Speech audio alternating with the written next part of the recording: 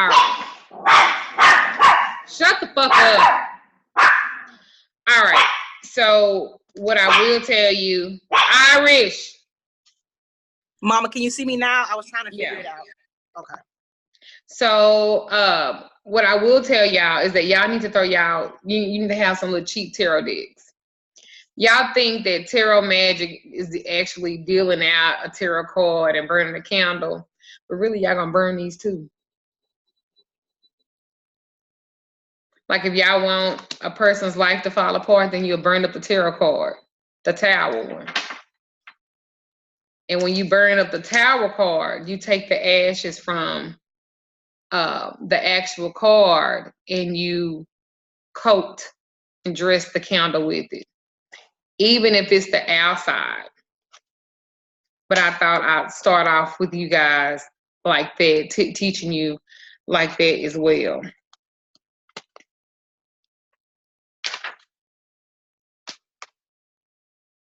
Miss Candace Brown, welcome, darling. Can you please turn your camera on so that I can see you? Thank you. I don't like looking at blank screens and pictures. All right. All right. Wonderful. So the first thing what did everybody get out of the first class?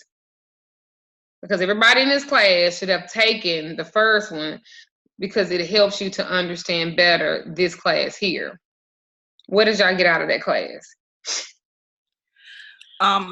For me, it was about, the biggest thing I got was slowing down the burn time. So, because I was just lighting the candle and just letting it go straight through, but stopping the candle for 3, 6, or 9 days, that was the biggest thing I got from that. And has it improved? It has. It's caused me to focus more on the work than just kind of set it and forget it. Cause I know I got to go back, for 3 days or 6 days or 9 days. Yeah, very good. Anybody else? For me, go ahead, baby. Go ahead. I got from the class to watch your work. Don't light it and walk away because you don't know what's going on, or you can't analyze the actual candle burn to kind of foretell your results if you just walk away and you don't watch what's actually going on. Anybody else? Miss Marsha? For me, it was kind of the same. The slowing down, putting your essence into the work, your spit, talking to your candle, and the candle being more so a tool than, how do I say it? It being a tool and not the end work. Right, because most times people think that the work is in the actual candles. And it is. But the work is in you to activate that kind of energy force that's quite needed for it. And a lot of people really don't get that. They really think that some young lady in my Infinite Energy group posted the other day about she didn't burned a lot of candles, I guess, on her target, and it's still not working. Well, you can burn all the candles you want, but if you don't know how to analyze it and really read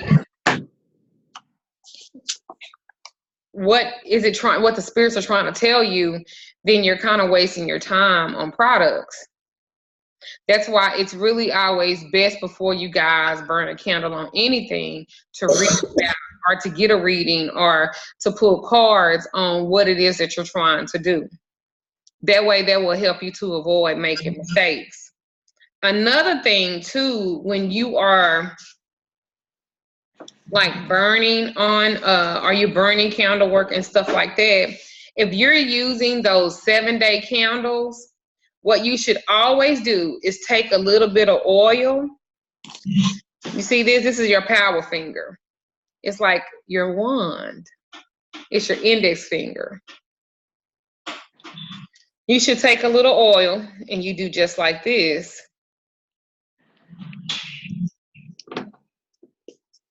And you should always coat the top of the 7-day candle and always the bottom. And you should always go counterclockwise 3 times, then clockwise 3 times. Why do you think that is? To confuse anything that's trying to work against the work, maybe.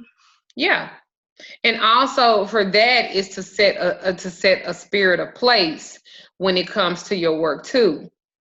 Because that's a way that you shield your work. You're putting your energy into it.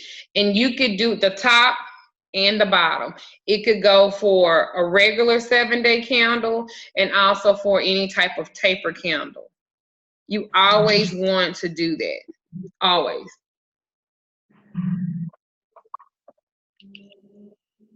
Because believe it or not, what you're doing when you light candles is you're attracting spirits. Did y'all know that?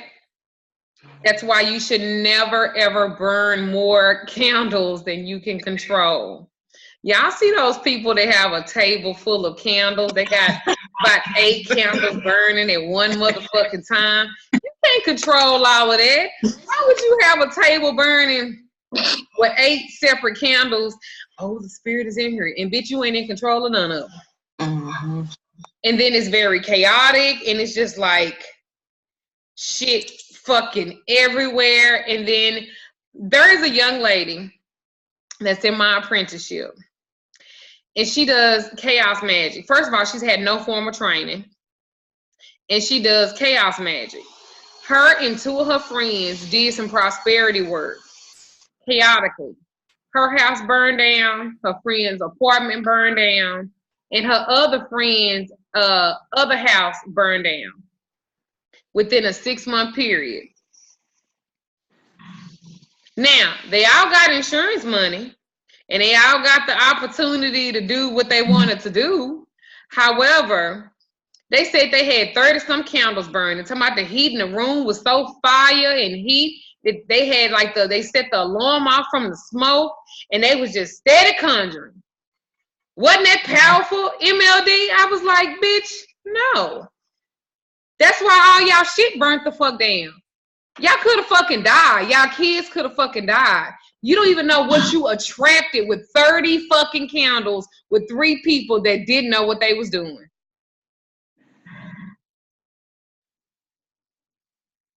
Y'all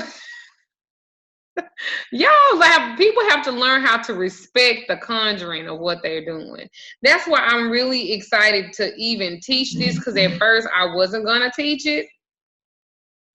But then I was like, I'm gonna go ahead and teach this class because I want you guys to learn. I want to talk about tea lights too. Y'all know what tea lights are? Yes. Tea lights are so important. And let me tell you something. These activate more fire, more energy than these. Did y'all know that? And they're more inexpensive. If you need some quick stuff done real quick, this and a birthday candle. Did y'all know that? Y'all want some stuff to move real fast? A birthday candle. Or one of these. See, y'all trying to move some shit real fast with a 7-day candle.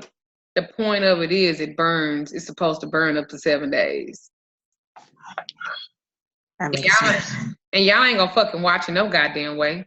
Miss, I just set it in the sink and then I went ahead and went to work. And when I came home, it was burnt down. And I don't know. Did it work? I don't know. I did the work. I did the spell work. I don't know. I didn't watch nothing. Oh, I gotta watch the candle? Well, anybody told me that. My homegirl told me in Scented Mystic Women, sacred to the moon, said that all I had to do was just burn the candle and put my intentions in it, because that's no.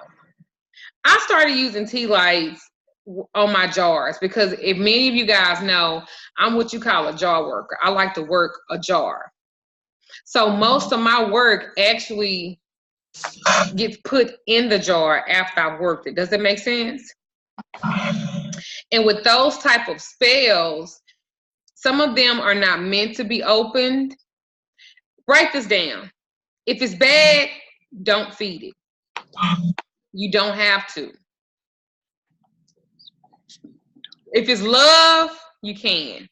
But if it's bad, you don't have to feed it. You've already put everything in there. If it's for protection, you don't have to feed it. It's already been put in there. And if it's love, you only feed it 3 times. 3 times. That's it. Y'all got that? Yes. When using tea lights, you use them on your conjure jars, and you can work these jars daily. That's what they technically mean by working the jars. It's not by opening it up, guys, and putting more stuff in it. No, it's what you put on the top of it. Did y'all know that? So Mama, so I use a tea light on top of I guess you would call it like a domination jar that I have. Would I work that more than 3 times, or do I need to feed it? Would that be considered bad and not feed it? I would do this, and this is what I want you guys to understand. Work is not immediate all the time. Sometimes it's slow. Domination work is a slow work, if you didn't know that. Because the person that has to change is you. It's not them. How can you dominate something that you're afraid of? How can you dominate something that you fear of losing? You can't. Because all your energy is being, I hope that they don't leave. I hope that they don't do that, but you're trying to dominate them. How the fuck does that work? I can dominate my husband because I'm not afraid of losing him. Never have been. See, the reason why your domination jar probably isn't working is because you still have the old mentality that you had before you worked it. So you're actually not feeding it anything new. You're feeding it all old shit. I would throw it away because it's useless. Okay. The mind has to change before you can control any animate object or a spirit or a soul. If you guys have them type of jars, throw them away. They ain't gonna work. Because you remember, you're the what? You're the activation key. Just like the fire is important for the flame. If you just have a candle, what does this do? Nothing. What activated is when you light it. What activates the flame is what you speak into it. It's a process, y'all. And a lot of people don't get that. I'm just get this nigga. I'm on. But you, every time he call, you answer. Every time he texts, you about to break your fucking fingernails trying to glide and respond. That's not domination. That's the same shit you do now. And let me tell you something. The worst thing you could do is ever create a habit with a nigga and make him think that you're for sure. Because none of your magic will work. So don't even try. Don't even do it. It ain't gonna work. Because you gotta set the tone. The first thing for domination work is to back the fuck away from him. That little 30-day no contact rule I always talk about, I would do that first. Well, the actual jar is for I was doing it on my son.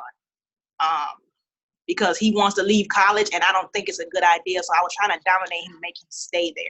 You can't. You can't control his free will. I mean, not to be funny, he don't listen to you no other motherfucking time. What the fuck make you think that he gonna live? Why are you stressing your motherfucking self out about that? Kids, that's the last fucking thing I work on is my kids. See, we can control other elements, but it's hard as fuck to control the elements that are around us. You wanna know why? Because they take the good and the bad of you. Hey, Outlaw, please show your face, baby. I'm gonna delete you out of this. I don't wanna see black screens and initials, honey. I wanna see your face. That's how this work goes. So if you burning candles on your kids, it ain't gonna work. You can protect them, but you cannot dominate them. Throw that away. Okay. It's a waste of energy, time, and products. Besides, you done wasted enough money on the ungrateful ass. Don't waste it. That's the truth. I'm just saying. Back to the tea candles. Miss Ella, when you can get on here, thank you, darling. When you can get on, let me get on to the tea lights. So the reason why I think that tea lights are so important is because when you're doing jar work, it protects your work and it also protects you. And the reason why I say that is because the tea light is encapped with this little protective thing. That's what happens when you light this. It gets hot. It gets hot. So what is it doing to your jar work? It's heating it up. It's heating it up. To me, putting this on top of a jar is too long. It leaves too much room for error because you could sneeze and fuck it off, and all of a sudden now you got tears on your fucking candle. You don't know if it came from the element or you don't know if it came from the work. If you guys are gonna work jars, if y'all notice, if y'all ever look at my work, sometimes I do use candles on top of my jars, but most times y'all will see me just have this on there. Please don't think that this ain't powerful because you got like fucked up. The most powerful things are the smallest things. Let me say it again. The most powerful things are the smallest things. See, y'all look at this and go, ooh, yes, you can kill and heal with this motherfucker. But this is just as strong. Just as strong.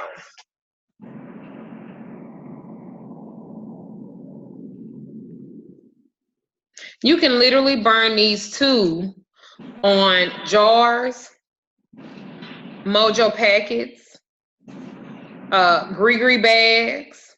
You can even burn this on top of your Book of Shadows. Did y'all know that? When you want to protect your Book of Shadows or you want to protect your notebook and you want to, because you need to protect that too. Y'all know that, right? You need to protect your thoughts because you're writing your protected spell work. You're writing your things in it. You got to protect that too.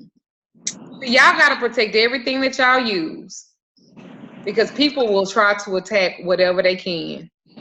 That's why sometimes y'all put it down, y'all can't even find it because if somebody don't want you to find it. Think about that. You can also dress these. You wanna know how you can dress them? Because you can remove them from the cup. And you can put your spices, herbs, whatever you want to use, and your oil at the bottom of it. And all you need is just a little bit of oil, a little bit of herbs. Put it back in, and then you light it. Did y'all know that? I bet y'all ain't never even worked the fucking tea candle before, have you? Well, I bet after the day y'all will. Y'all gonna be some Walmart going motherfuckers because you can get a whole goddamn bag. You get a whole 100 of them. For about $3 to my bitch. When I get out of here, bitch, I'm going to Walmart, hoe.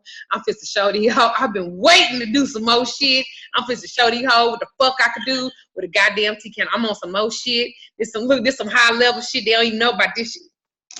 I'm telling you. Now they got the black ones on sale. They got all kind of colors. They got green, red. I was just looking at them the other day. Dollar Tree too. Dollar Tree got them tea light candles in different colors. And Walters too. I'm not trying to be funny, y'all, but if y'all get on here and y'all are not showing your face, I'm gonna remove y'all and you cannot get back on this live. I'm not playing. I don't talk to black screens. Ginger, same thing go for you, darling. You have to show your face. I'm going to delete you from this video. You have 5 fucking seconds. Because you've been on here too long. Thank you, darling. You can also put powder in these too.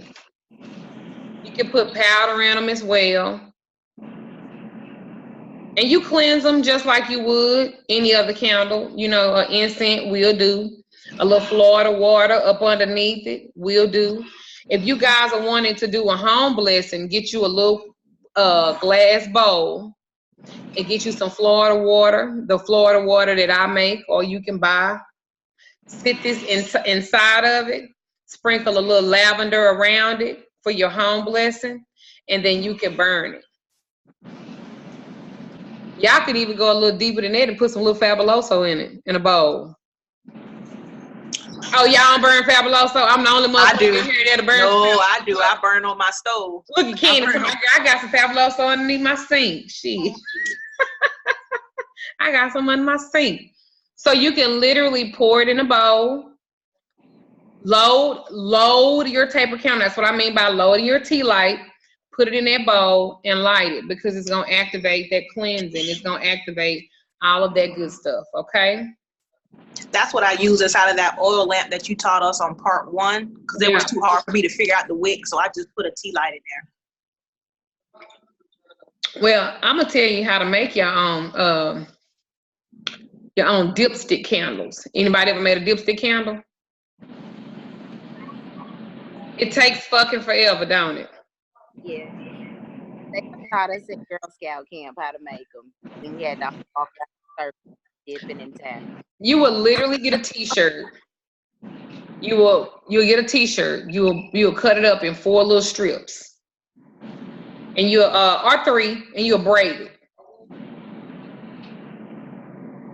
You'll braid it up. Once you braid it up, you can get you some beeswax or whatever, and you'll just dip, let it dry, dip, let it dry. And you'll leave probably about that much out so you can burn it. But it's a very long process. If you ever want to make some old style candles like that, that's it. I remember doing that with my mama. Huh?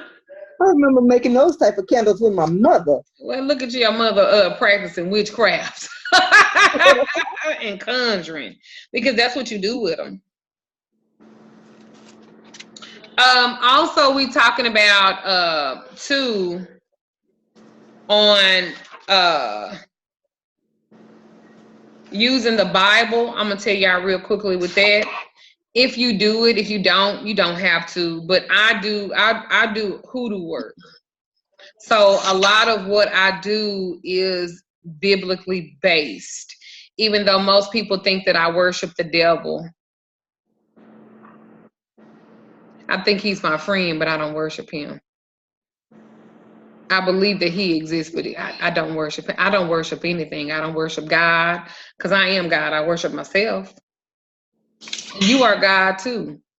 I don't worship any. I serve them just how they serve me. It's an equal exchange of energy. And if you're not serving me, then I don't work with you. I used to work with Isis for years. I really don't ask anything of her now, but I still honor her because of everything she has done for me, Does everybody in here make their own little conjuring oil?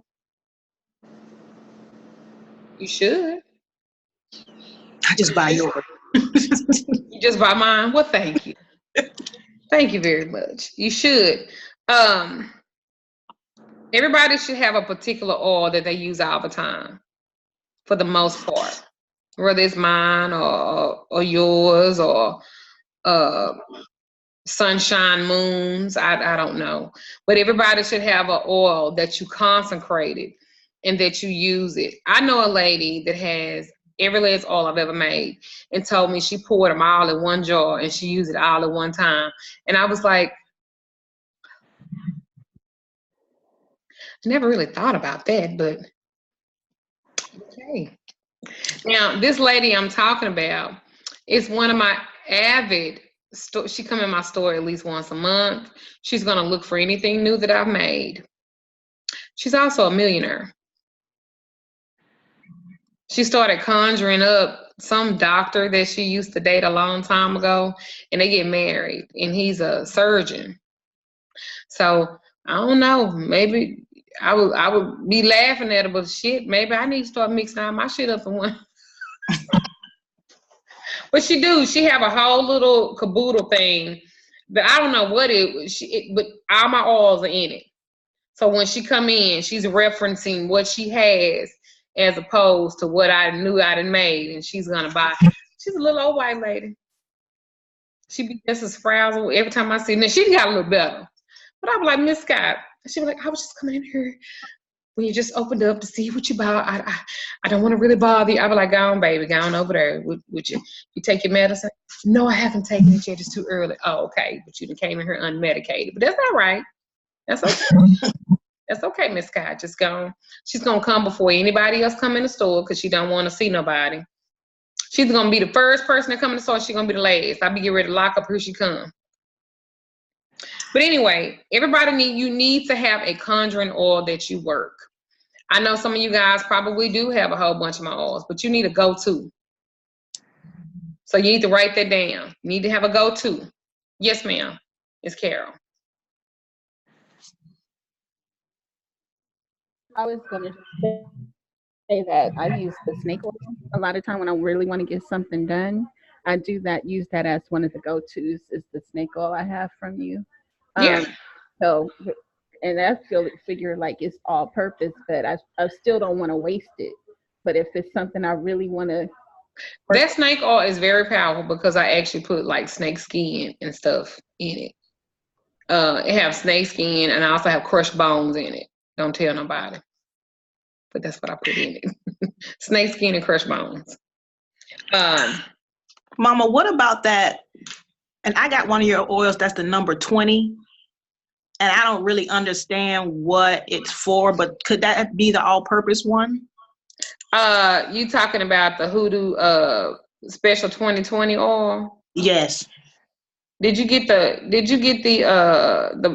sheet that came along with it that explains it? No, unless it's still in the box and I just didn't know it was a sheet.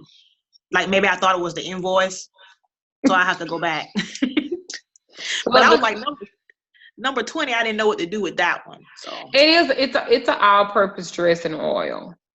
Okay. I wouldn't put it on you because a lot of my oils you can wear, but that's not one of them. Okay. Yeah, that's not one of them. It's really used for those those 7-day candles. And it's good for luck, money, for your health, for happiness. It is an all-purpose oil. It's almost very similar to Van oil.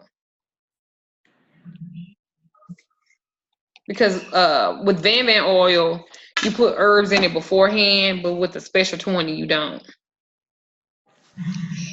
It takes about 5 or 6 different type of oils to make that one. But in mineral oil, you can't digest. So I wouldn't. I seen somebody said that they was putting a drop of my prosperity oil in their water. I'm like, bitch, you're gonna be sick to the hoe. And I say, do not digest it. I understand you want to drink prosperity, but write prosperity on your water bottle. Write $1 million water on your water bottle or something like that, but don't be putting drops of shit. They get on my motherfucking nerves with some of the shit they be doing. But anyway, everybody need to have a carrier oil to dress your candles with. It needs to be like a go-to. Another thing too that I don't see people doing, when you buy those 7-day candles, and even when you buy these type of candles right here, a little bit of ammonia is a great cleanser, and let it dry. Don't wet up the wick, but a little bit of ammonia is just a little bit. Just wipe it, and it gets real dry. And then you guys also need to learn how to use nails. Coffin nails, rusty nails. You guys need to learn how to put them in your work, because it does what to your candle work? It nails down. So you guys, even in here, you can put a nail in here. Even in here, you can put a nail in here. Y'all need to learn how to nail your work down, because I don't see you guys doing that when I was allowing you to post work and stuff in in the group, but some of them was just doing too. I couldn't. So we talked about the tea lights. Now, do you guys know how to load a candle? No, you don't. All right. So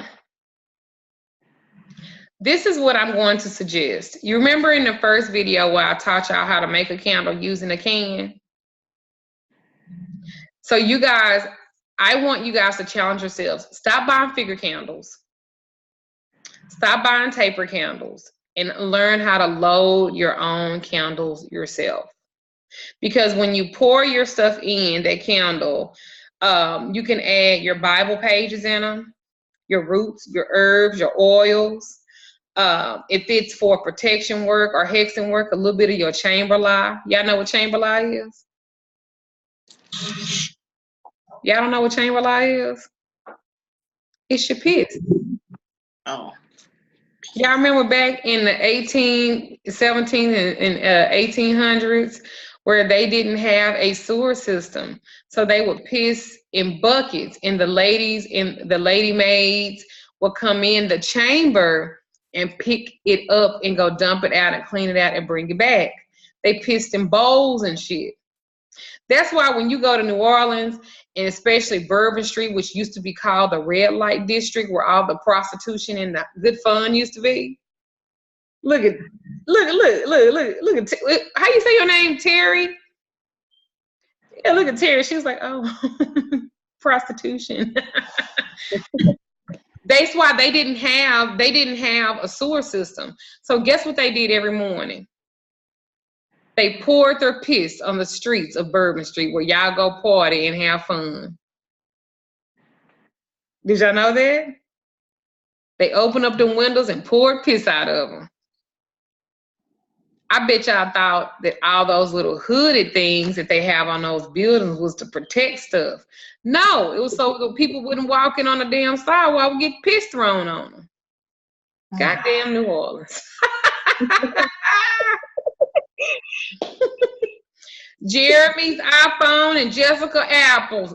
Please show your face. If you don't show your face, you're going to get cut the fuck off the video because I don't like looking at black screens. Thank you, Jessica Apple. Work it out. You too, Jeremy iPhone. You guys got a couple of minutes. So loading your candles. I want you guys to challenge yourselves to go get you a can and actually do this. If it's for love, I'm going to give you guys scriptures and stuff that you guys can have. If it's for love, I'm going to give y'all some spells at the end of this for some of y'all candle magic. If it's for, you add all your personal items at the bottom of the can, okay? Your Bible pages, your roots, your herbs, everything. And you guys need to learn how to pray over your stuff as well. And I'm not saying, dear Heavenly Father, that's not the prayer that I'm talking about. I'm talking about speaking into all of your work. Okay? Even you could put the person's photo. If y'all really want to be good at it, if y'all really want to be good at this, you can buy your wick, go get your mason jar, right? You can load your candle, everything at the bottom of the mason jar, and you can heat you some wax up and pour the wax on top of everything. So you know your work is going to be done because your work is being burnt on top of, your candle is being burnt on top of your work. Have y'all thought about that too? Y'all gotta start, y'all gotta up your magical game.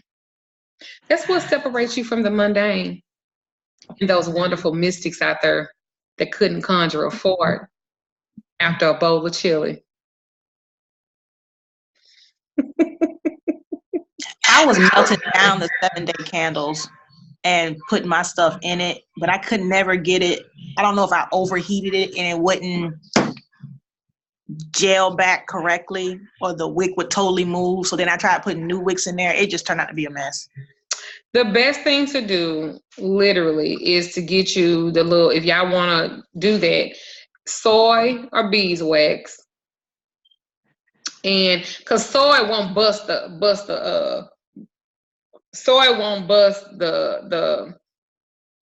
mason jar, because it's never going to heat up that hot where that purifying wax, or even beeswax. Beeswax is more expensive though. So I really wouldn't suggest beeswax, only because if you're going to start doing your own candles and stuff like that, I just wouldn't I wouldn't do that. And if you're going to use a 7-day candle, what you can do is let it burn, and as it burns, pour that wax into something else. But that's just going to take a long fucking time. And I don't know if I want to deal with all that shit. Is that the same principle in an oil lamp? Because I do a lot of stuff in the oil lamp. I'll put my stuff in before I add my oil and go that way. So it's kind of the same principle. Right. You can do that. For me, my work is in the fire. So 9 times out of 10, I'm gonna burn all my shit before I even put it. I've already burned it. I've already mixed whatever I was gonna mix with it, because now I know it's sustained. So now I know I can put it in either, if I'm dressing the candle, I'm gonna coat it. It's probably gonna look like this. This white candle gonna have so much shit on it because I just, you know what I'm saying? If I'm carving sigils or the person's name or the person's date of birth, or I'm motherfucking carving the seals of Solomon on this hoe. By the time I get through and I done burned everything, this candle is not white. This bitch is probably all kind of colors. And I'm still gonna burn it slow. Remember, slow work is always the best. Very meticulous. I remember when I did work for somebody on here because of their ex-girlfriend and I wanted them to suffer, I did it slow. Every time I went to go pee, I would have that candle in the bathroom and I would burn it. That's another way to teach y'all and to train y'all how to work stuff slow. Put your work in the bathroom, especially when you want, not prosperity work. But if you're talking about hex and the motherfucker, no, to my girl, I had my whole prosperity job. I would burn the candle, and then all your shit fucked up. So I didn't say that. But if you are doing any type of retribution work or hexing work, take it to the bathroom. And every time you go piss or every time you go shit, because you pissing the shit on the motherfuckers, you light that goddamn candle. I just gave y'all some little gems right there. But that's another way to train yourself on how to do this work. Also, too, when you are, I'm trying to do all the stuff that was on my old list that we never got a chance on part 1. I'm trying to, before I go into my little new stuff.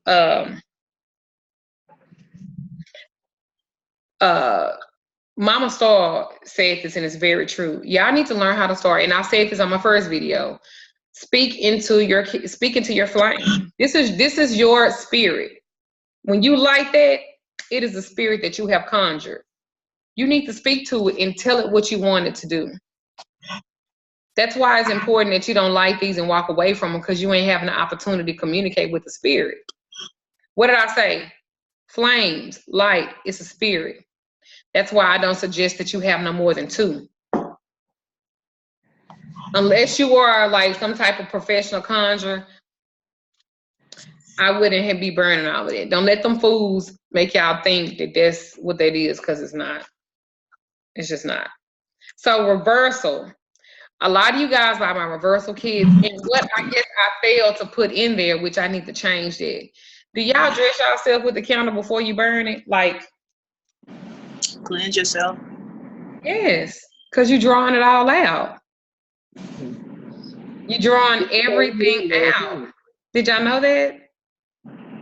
Especially for y'all who can't get beyond y'all past. Especially for y'all that don't know how to let shit go. Especially for y'all that don't know how to release stuff. You ought to have this bitch like T-bone in your fucking head. Like for real, y'all ought to have y'all hair wrapped around this motherfucker. Just let it sit right there to draw out all of your shit, all that negativity, all the motherfucking layers of onions and shit that you put in your head about yourself. If you are in doubt about yourself, dress this first. Long. And I'm talking about dress till your arm get tired, till you start feeling the tingling sensation of something.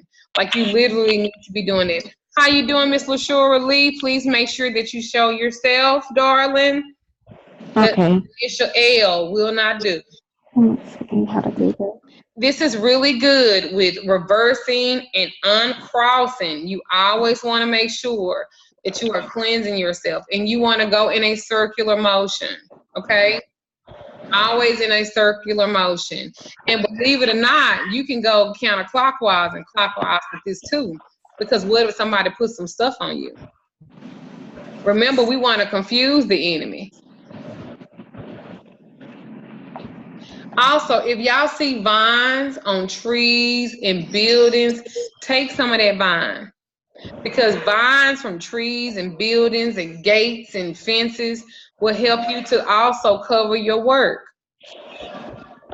So if you're doing reversal work on yourself, you will cleanse yourself, and you're not going to dress it. You don't bless and dress these type of candles when you're doing cleansing work on yourself, okay? You don't do that, because what is created to do is created to draw out. So we're not going to put anything on there because that'll kind of defeat the purpose, right? We want it to draw out everything. So you will never dress these. You never dress them. It's not room for it. Okay? And you ain't gonna pray over these kind of candles either. You say your prayers or you say your blessings over yourself if you remove it as you're cleansing yourself with it, okay? And you're gonna do that from head to toe.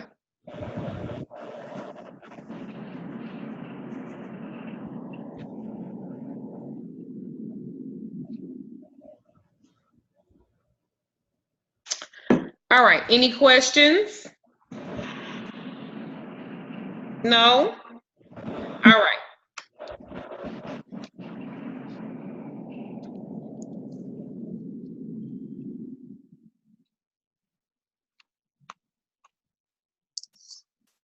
Yes, ma'am. Okay, so if using the nails, can we add that to, we said loading the candles, like when we're creating the candle, and put a safety pin or a nail in it? If you don't have, I always prefer rusty nails. Okay.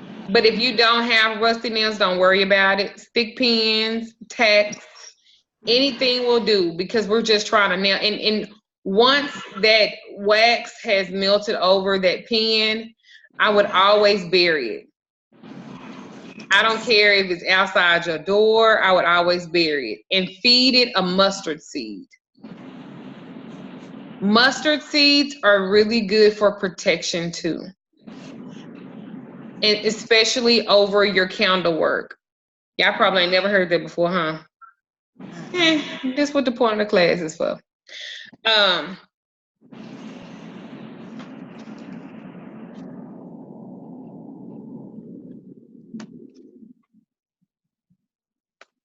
One thing that I didn't teach about per se, and I want to teach about, is healing with candles. That's something that a lot of people really don't. We talk about love, we talk about money, fucking somebody up, but who really teaches about healing? Because it's a lot of us that are diabetics. There's a lot of us that are anemic, and we have other like situations and stuff that's going on, and nobody's really teaching about healing. So I want to kind of break that down, and I'm gonna teach you how to heal with color candles, okay? I'm gonna take a minute. I gotta go pee, because all I'm gonna drink is a whole bunch of water, because y'all drains the fuck out of me with these classes. Because y'all looking at one person and I'm looking at all y'all, and y'all like this. And y'all like this. This is all I see. That's such good information. So I look at everybody, I'm like, oh, she felt that. Oh, oh, okay. So I'm going to take me a couple of minutes, give me a chance to go, give me some more water, and to put my chamber lie in the toilet. I bet y'all gonna be using chamber lie now. So my girl, I learned about chamber lie. They be like, girl, what's that? Should have took the class, I can't tell you. That's it. And also, you guys, and I know I said that before, you don't have to use ammonia to clean your candles, because what ammonia do you naturally have inside of you? Pee. Your chamber lie. Do y'all see? I'm teaching you how to use. See, y'all think that pee is something bad, and we've been told that it's waste. It is, right? But it's a breakdown of everything in your body that has to filtrate and come out. Well, isn't it the same thing what we doing with magical workings? And a little bit of it goes a long way. Now, I'm not saying nobody save piss in mason jars and said Magical Lady Duchess said to save some pee in a jar. You know, I got to be real specific with y'all because y'all will be posting this shit and saying that I said it when that's not what I said. Well, I got about 37 piss jars. And then don't nobody want to come over your house and they don't want to trust y'all food because your house smell like pee. I didn't say that. I just said that it could go a long way with magical work. Let me say this. Fresh piss. That means fresh. Still piping hot because some of y'all pH balances are off. And I need y'all to work on that. So some of y'all chamber lie is hotter than others. Who's on at the store? Miss K says she's gonna stay. She'll be back. Okay. Yeah, she always worked it out. So I'm gonna run up She better have. Yeah. So I'm gonna run up her, get ready. Bring it over here, drop it off, take Zara back to the stove, to the club. Okay. Okay. And then me and you can go. I'm gonna stop and get the tape measure on too. Okay. All right. So I'm gonna take a break real quick. I got some fresh chamber lie. I'll be right back, y'all. You are welcome to talk amongst yourselves, but please remember that this is being recorded. So if somebody had a conversation in the last video and she got upset that other people, and listen, sis, this is a recorded video that I said that is a recorded video that people can come back at a later time and watch. Did I not say that? Is that not in the description? She said, well, can you mute that out? Bitch, I barely know how to record on this motherfucker. No. I do not work for videography. I am a fucking witch. I don't know about all the rest of that shit. Just be glad that I could get it recorded. And so, just to let y'all know, this shit is recorded. But the only people that get to watch it are those motherfuckers that pay just like y'all. Okay? So, I'm going to go take a piss and I'll be right back. Thank y'all.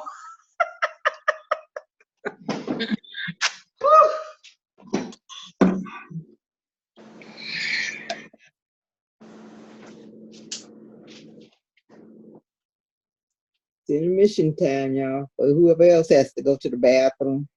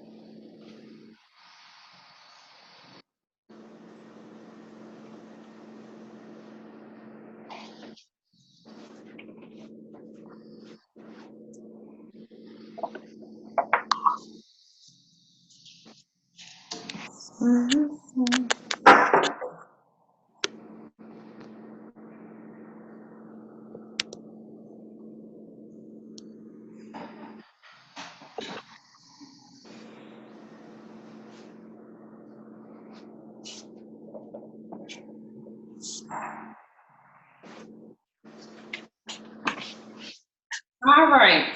Do y'all remember me telling you guys about always keeping like a white candle by your front door? And what it kind of does is it protects you from negative energy and negative people coming to. Don't come over here with that bullshit, Kitty. He likes to climb on top of my laptop. But this is the one I just finished burning. Y'all see how clear it is? Got a little white soot. It's okay. Same thing for this. I keep shit out my house. Now, I saved this for y'all.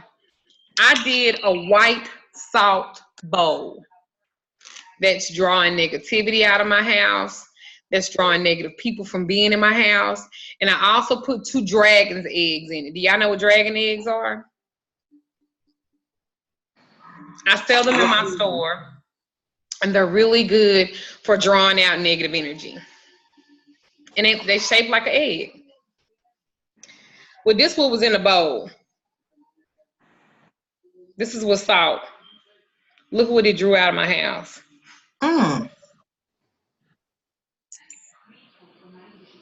Look at that. Amazing, ain't it? This was my stepdaughter. Ever since I've been doing this in my house, she can't stay here.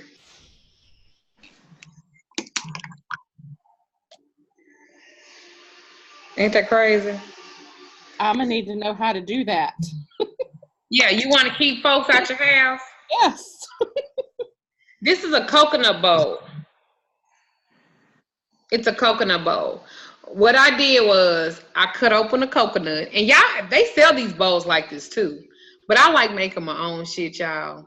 If I go into a store and I see something, I can go home and make that shit. I make that shit myself. Take your coconut, bust that hoe open.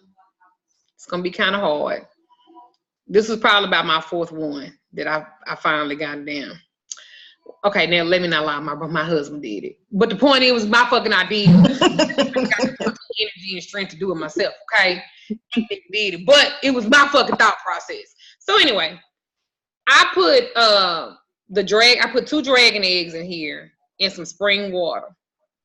And then I put kosher salt, just some regular old salt. It don't have to be Desert Storm salt. You know how y'all extra y'all get. I want the Peruvian salt. No, any salt you have, it will work. So what I did was I put the dragon eggs in there and I put the salt in there because I wanted to draw it out, to draw out that negative energy. Now, when you do this, all hell might break loose in your house. You'll get into it with your kids. Because it's going to identify who that person is. See, some of us need to identify what that energy is that's pulling. So that's why I did it. Because I would need to know if it's which one of my kids. See, my stepdaughter fucks everything but the Lord. She can find a hard dick in a cemetery. She could be walking around the cemetery like, who is she over there fucking? She has found a hard dick in the cemetery to fuck. I wish this was a joke. I wish I was making it up, but the facts are facts. Okay? Now, instead of her being a paid hoe, she tentatively likes to fuck for nickel bags of weed and Sonic slushes. She's not my biological daughter because she will have to be fucking for a little bit more coins because that is what in my blood. However, she's not my biological daughter. That is her journey for slushes and weed. I don't know, and she still be broke. She ain't fucking for $40. So I don't know, but she will find a hard dick in a cemetery, and she ain't even that big to be as much pussy as she put out. But that's neither here nor there. I don't like that type of energy around me because it is a broke woman's energy. I don't like broke women energy around me. So I need to identify why the funds in my house have slowed down. This is how you guys, when the money starts slowing down in your house and you're not being, Who the fuck you done let in your shit that is draining the funds from your house? Mother gonna teach you. All right, so you're going to get you a coconut. I would try to cut it in half, just like I showed you guys how to do the apples. I said I was gonna do a video on this, but fuck that, I'm gonna give it to y'all. I'm not gonna teach on this. I'm gonna teach y'all though. So this is bonus. So you will take you a coconut. I don't care how old it is, it really don't matter. You ain't gotta smooth it out and all of this, you don't have to do that. But what you're gonna do to preserve it is you're gonna open it, take everything out, you're gonna carve all the guts and stuff out of it, remove all the liquid, and then you're gonna spray paint it. You can spray paint it any kind of color you want. What does that spray paint do? It binds it and it seals it. I just taught y'all something. You could burn candles in this. It's a circle. Right. You can do work in it. You can do work in coconut bowls, especially if you are a African American descent. Guess what their Orishas do? They love it because most of them love what? Coconuts. Even you, Terry, baby, it's all right. You can do some coconut work too. She look like, well, what about me? You can do it too, bitch. You all right. So what I did was I put a couple of holes in this particular one because I wanted to see what it drained out. Sometimes it would drain clear. You ain't never seen salt bubble up like this, have you? She a negative motherfucker, and she can't stand her. She be here for 10, 15 minutes, or she get my granddaughter ready, then she out. She can't even stay here as long as I keep this at the door. When I take this away from my door, what she do? Come back. She want to spend the night. Not until you get your shit together. Find a hard dick in the cemetery. Not until, because she fucked too many random niggas. And you know, what y'all have to understand is, and I'm not talking, I'm teaching y'all. I really am teaching y'all. When y'all lay down with men, we are receptors. As women, we are receptors. Even if you bumping pussies, you receiving the energy off of somebody pussy who you grinding against. That was for Ginger. Ginger likes to be in a lady pun. Gonna put you out there, Ginger. She like to be in a lady pun. If y'all are around kids, I suggest y'all put y'all earphones because they about to hear some shit. So men are projectors. When they exert their semen, that is energy in that semen. It's so much energy in that semen that when it connects with your energy, what does it do? It creates a life force. Well, there is a life force behind the life force. Darling, please show your picture. I love the little pretty little kitty, but I have to see your face for you to stay in.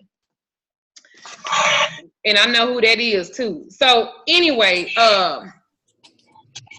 what happens is you put the salt, you put just a handful of salt in there. And if you want to know if there are negative energy inside that coconut and that water, it could be spring water, it could be tap water, it really don't even matter. Well, what it do, especially if you use dragon eggs, it will absorb all of that negative energy and it's gonna make it show itself. Because what activated it was this candle. When she's here, my candles always burn dark. It's always something dark. It's always soot. And it's okay about it being soot as long as it's clear. Does that make sense? It's okay, but as I burn it, we start arguing, we getting into it, and I literally tell her, get the fuck out. Like, get the fuck out. And what she do? She gets the fuck out. So that goes for any of y'all. If y'all are fucking with these niggas, or, you know, I don't know, Tara like she fuck with black men, but I don't know. That's not my journey. I'm not judging her. You know, that ain't my business. Oh, she do? Oh, okay, then. See what I'm talking about? I already know she got that I like niggas. I like nigga dick type shit. But hey, no judging here, sister. Y'all understand? I like nigga dick too. But my point is, when you are letting those different men, you don't know what the intention is for you. Do y'all know it's some men that really do fuck to hurt and they really do fuck to harm? Because they hurt and they in a harmful position. So they're trying to feed that beast, because y'all do know that these spirits are beasts. Even the spirit of prosperity is a beast. You have to keep feeding it things to be prosperous around. Even everything is a beast. So y'all be careful with it. Okay, so she is removed. I digress. April, darling, that's it. Show yourself. Thank you, darling. Everything is a B. So back to healing with color. Y'all try it. Get your coconut, put it in a bowl. Get your watch. Now it's gonna shake up the spirits in your house. It is. You probably get into a motherfucker you ain't never gotten, but they gonna tell you their intentions too. Cause my daughter said, "Well, I don't even like staying here." Then why the fuck you keep coming back, sis? Get the fuck out. You don't like staying here because I hold you accountable. You don't like staying here. How you gonna go fuck somebody a whole weekend and you come back and ask me for $1 and some change to buy you a black? Your pussy ain't that good. He can't buy you a pack of blacks. You ain't my child. My daughter know. Don't you open up your legs until he open up that wallet. Let's talk about pockets before we talk about pussy, nigga. My daughter told me one time, she was like, "Mama, you ain't never married nobody for love." I was like, "I fall in love afterwards." Duh. Duh. The fuck? Kind tree would make a dog love you. I'm just saying, shit. That love is when you in your 20s and you stupid. When you get in them 30s and 40s, you a crazy motherfucker. You sitting up thinking about, I want to fall in love and the earth. I need to do a class on this. How to really get a nigga. Really get in his head. Listen, I love my husband, but he worked for this. He worked for this. Oh. Yeah, I need to get, love. What's that? What the fuck is that? 90% of the people that you will come in contact with are unhealed. You're at the small percentage. This is why you guys get drained, you get used. They take your emotions and your feelings and they use it to harm you because you are a healer. And most people that you come in contact with are unhealed. So your natural ability to heal is going to what? It's 111. See what I'm talking about? Your natural ability to heal is going to attract people that want to be healed. And what you gonna do? You're gonna try to heal them because that's what you do. I say don't do that. Make them work for that healing. Winter, darling, I love you, sweetie, but I have to see your face. You can't be on here with the black screen. I don't know who this iPhone is, but they about to be removed. Okay, thank you, darling. I have to see your face. You can't stay on here without it. Perfect. All right, so healing with colors. What do y'all think is the best to heal with colors? Green. So why green? Because I think blue would make you too mellow, or so if you are like a person that's depressed or something, it may make you more depressed. And I don't necessarily agree with that, but I feel you. What about you, Ms. Nyla? I think the color depends on the issue, whether it's mental, physical, and in the area, like I think green is like physical and maybe blue is mental, or like how you use yellow for self-love. And then if you're trying to do spiritual healing, purple. Well, let me ask you this. If there was a person that had issues with blood pressure, what color would you use? Red. Green. I heard red, I heard green. What else?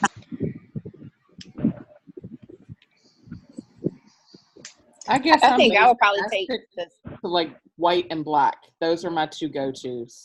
Yeah, I'm with Terry. I think I would, because I wouldn't know for sure, I would go with the safest, which to me would be white. Well, if a person, when you everybody close your eyes.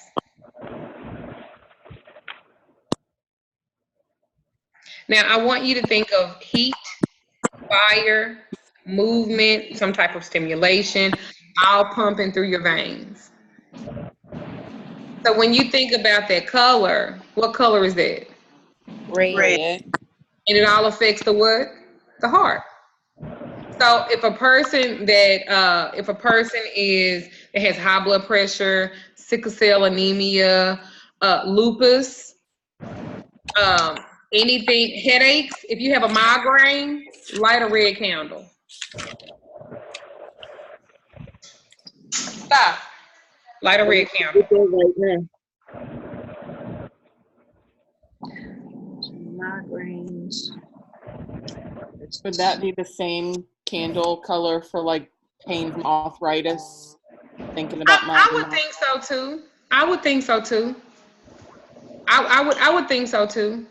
Now the flip side of that is, if they're a hard-headed type of person, I probably would not use that for them, because they're not gonna they're gonna be not gonna be receptive to it. Wait a minute, baby. I see somebody asking a question. Shit. How do I get to? Who raised their hand? Go ahead. Go ahead, baby.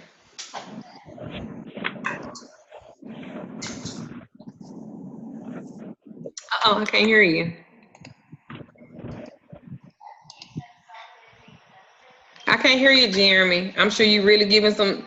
You asked a great question. I can't hear you.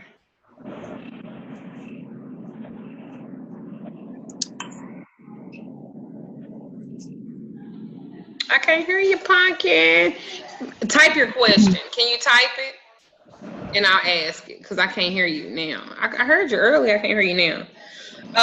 Also, if you want to make somebody mad, or you want somebody to have high blood pressure, or you want to, like, I would use a red candle too.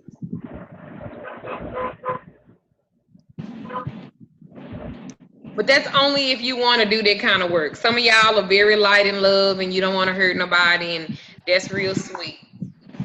That ain't me, but that's real sweet.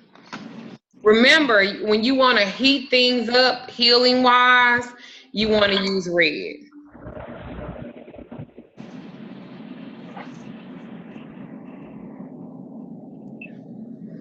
Well, like what you said, Jeremy, too, with the color green, like for blue is like to calm people down. So I get that, right? That's why I said I understand it. Like if a person is depressed, I probably wouldn't burn a blue candle on them.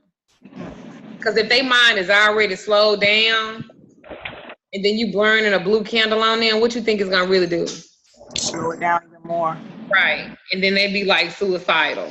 But blue is good for removing stress and swelling and inflammation. Like if a person have a lot of inflammation and stuff like that, you can burn a blue candle on them. But I wouldn't do that for that. Blue is also good if they have a headache or something too. Like for those migraine sufferers, blue is a good candle to burn on it. Like if you sinus, blue is even on your sinuses, blue is really good for that as well. Because blue tentatively is supposed to bring you balance. Duchess, when you say, that's me, April, how y'all doing? When you say burn it for somebody, are you going to take something that's theirs with that candle, or a picture or anything? Yes, you can. You can print out a picture of them, put their date of birth on it. You can also carve their name. Get back, kitty. You can't crawl on the laptop right now. Shoot. Damn, go take a nap. You can if you want to take like a scripture about pain, I'm gonna give y'all some of those too. If there's a scripture about pain and you want to help somebody out, maybe they got cancer, maybe they in pain, maybe their bones is aching or something like that. You could take a picture of them, put their date of birth on there, and write the word heal across it. Then you're gonna take a Bible scripture and burn it with it. Then with a little bit of virgin olive oil, not no special 2020, not no Lang Lang oil. If you got some healing oil, that's great. I got your healing oil. The healing oil is great.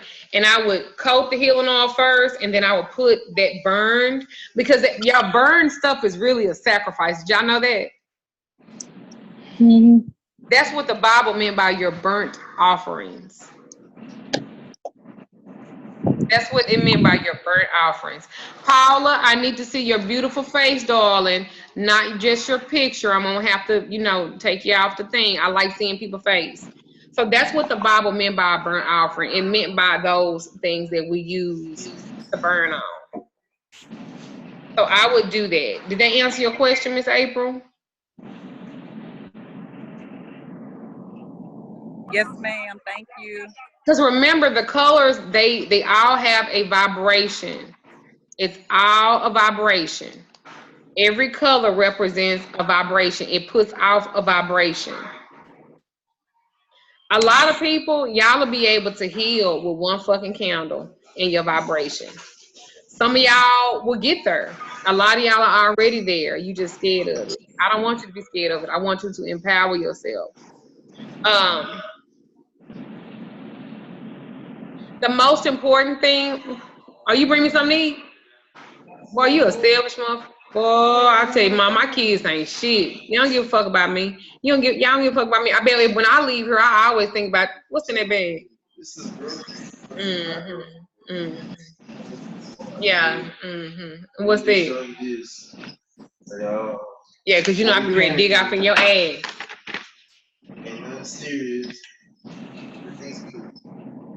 Well, you need to send them to them folks.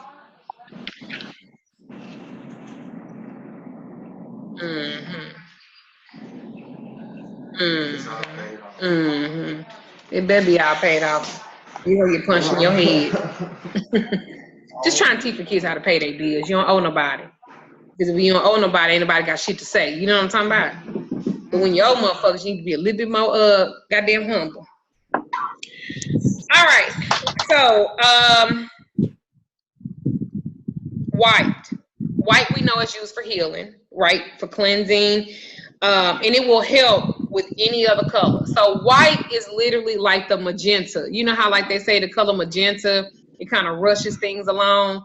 Well, white in healing work, when you burn in white candles and candle work, it helps to balance the person. So say for instance, if he's high-headed and shit, and just say for instance, somebody today, you know, you're trying to calm him down, so blue in a white candle.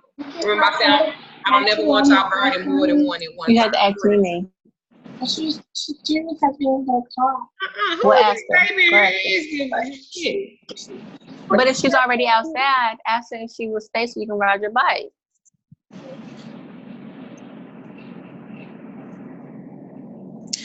So, Mama, what if the person is depressed? Would you burn maybe a red candle and then a white candle with it? Since you could fire them up, or you could do an orange. Okay. Orange is really good for depression. Orange and yellow. Yellow is good for mental clarity. It's good for mental clarity. So white helps to bring a balance. Always remember that when you're talking, we talking about healing right now. We're not talking about no other spell work, but what? Healing. We're talking about healing spell work. So white helps to balance, and it's good for cleansing. You want to cleanse, sit down. What we say, you're gonna rub her. Some of them need to put it in her mouth, let her suck up. Anyway, because we trying to cleanse it, stick it up her ass. But anyway, my point is, white is really good for cleansing, and it also helps to aid balance a person. Y'all forgive me, I ain't got no goddamn sense. Black is good for getting folks back on track, and it's really good for grounding them when they're out of control. I bet y'all wouldn't even think that. But again, we're talking about what? Healing. We're talking about healing. So black is good for getting folks on track. If you're wanting to control the energy in your house, guess what you're going to do?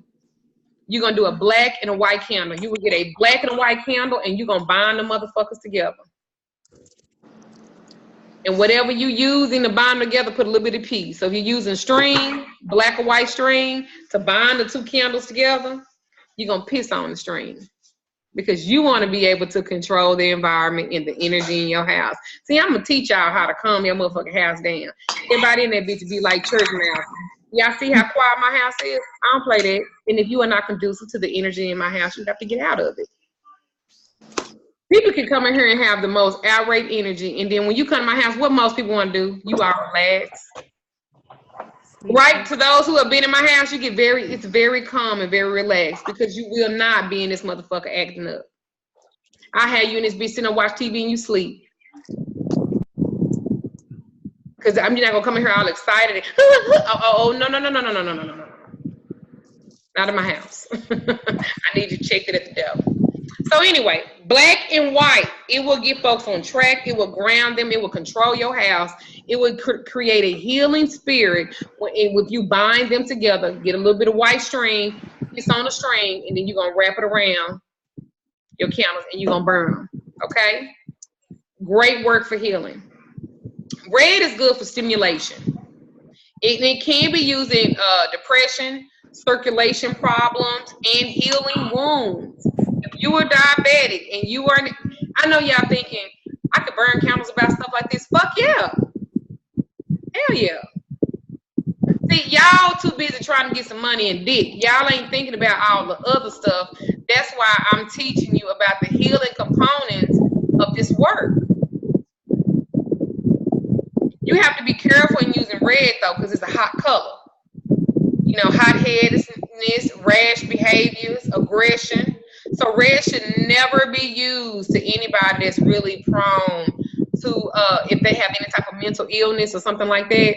Like if you know he really bipolar than a motherfucker and you thinking about doing some work on him and stuff like that, you want to do some healing work, red ain't the color for him, baby. He already this motherfucking close to breaking your fucking neck, okay?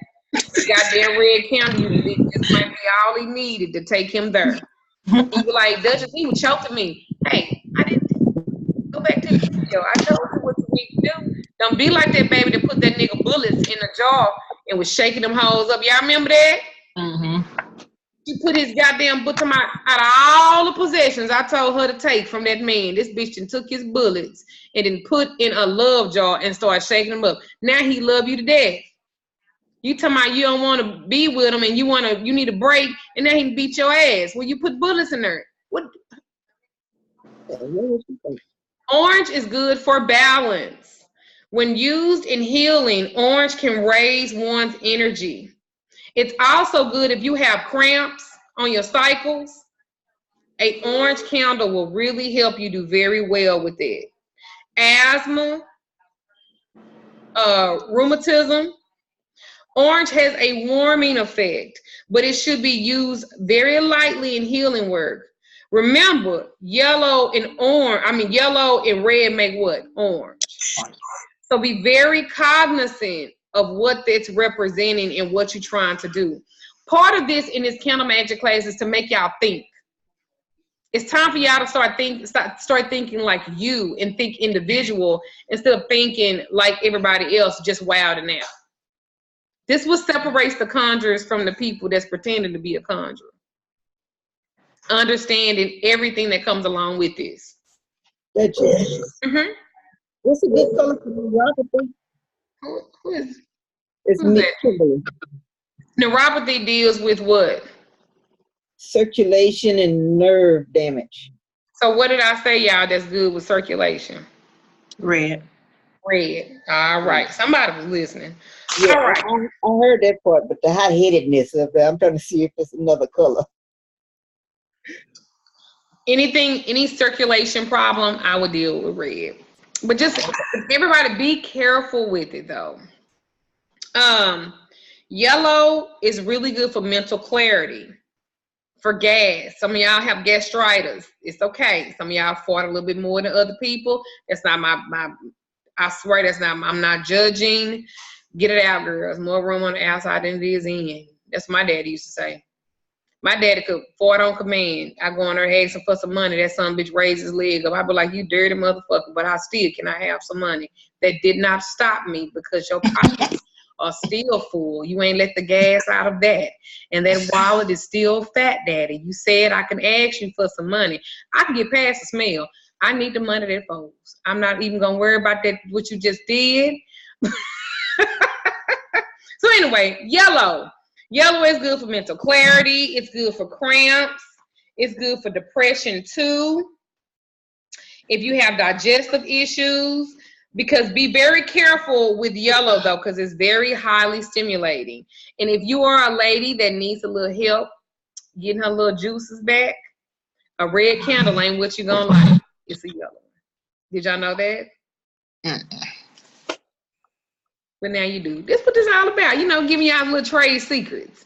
That's why if you see me doing work for love or for a husband and wife, any kind of slow down, they're quick to say, well, why are you using a yellow candle? Because I'm trying to stimulate y'all. Why would I use red? Y'all already love each other. That's not y'all issue. You understand how I want y'all to think outside the box in this? See, that's how you know a lot of people don't know what the fuck they're talking about, because they won't think about stuff like that. I do. The color green. Well, Miss Jeremy's iPhone. Green is the staple color for healing. Green is good for almost any of your healing needs, because green represents what? The earth. And the earth represents grounding and stability. And it balances emotions. It helps to soothe. And it also helps things to, a green and a white candle will help things to rapidly heal. Rapidly. But green, for people that are prone to depression, it will make them more relaxed and calm as well. Green. And then the color blue. Blue is good for soothing the mind, for cooling and calming, for fevers too, especially with children. If you have children and it's the flu season and stuff like that, get you guys some eucalyptus oil, some eucalyptus leaves, and I would coat it and I would just burn it in the room, and it also creates a healing environment. And also, if you are a very nervous person, mint, peppermint, and a blue candle will really help calm you down. It's really good for throat conditions, bites, stings, insomnia, inflammation, bleeding. If you have an overactive pituitary gland that makes you be on your period for 37 days straight, blue is really good for that. If you have fibroids, it's really good for that too. And it's really good too for soothing down impatience-ness. If you are a greedy person or jealous about something, it's something, but it also can increase depression. It also can increase tiredness and sorrow. So use in moderation. And those are the colors that I wanted to give you guys with Candle Magic. I hope y'all enjoyed that. And if you have any questions about it, look at the video again before you ask me any questions. All right? And it's very simple. All you need is just one. But if you want it to balance out, you can add a white, just two. Okay? I'm not going to talk about moon phases and stuff like that. I'm not going to do that. Because I don't really think that, I'm going to tell y'all a secret. I don't really give a fuck about the moon phase, y'all. I don't give a fuck if it's a full moon, high moon, waxing moon, high ass moon, mountain moon, red moon, purple moon, sun city moon. I don't really give a fuck about that. This full moon that we having now, that's wonderful. Did you, Duchess, why didn't you do a ritual? Girl, I don't give a fuck about no goddamn full moon. That's for y'all. You go enjoy. Y'all can do all the cleansing bath. Some of them people taking cleansing bath look like they taking a bath in mud. I don't know what the fuck some of the shit I seen on my timeline last night. Sometimes I just be like, I need to make me another page so I can see this shit. I mean, if y'all want to do, you know, full moon is good for releasing. New moon is good for new intentions. That's probably all I really get into. I don't get into the coyote moon. Now, I would teach about it because there are people that are pagans. Remember, I teach the occult, right? But I don't really get into a lot of paganistic stuff unless I'm teaching a particular class. In my personal work, I don't give a damn if it's full moon, high moon, St. John moon. I don't care. If it's some work that I want to do, because my power, mine. And if it's some work that I want to do for a client and they need it done, I'm going to get it done. I don't really subject myself to moon phases. You can. And it does increase and decrease things, but I'm a conjurer.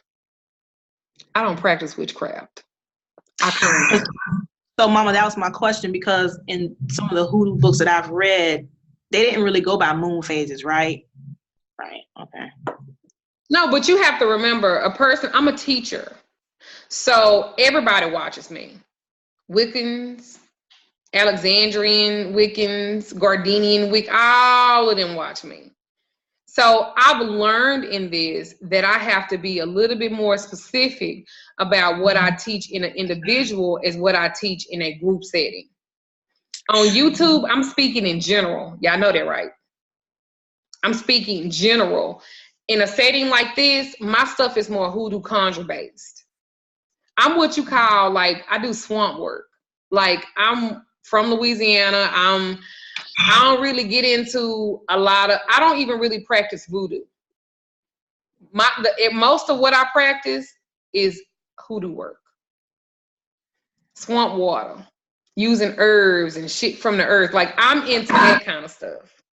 I don't really get into a bunch of deities. Hey, if you do, bless you.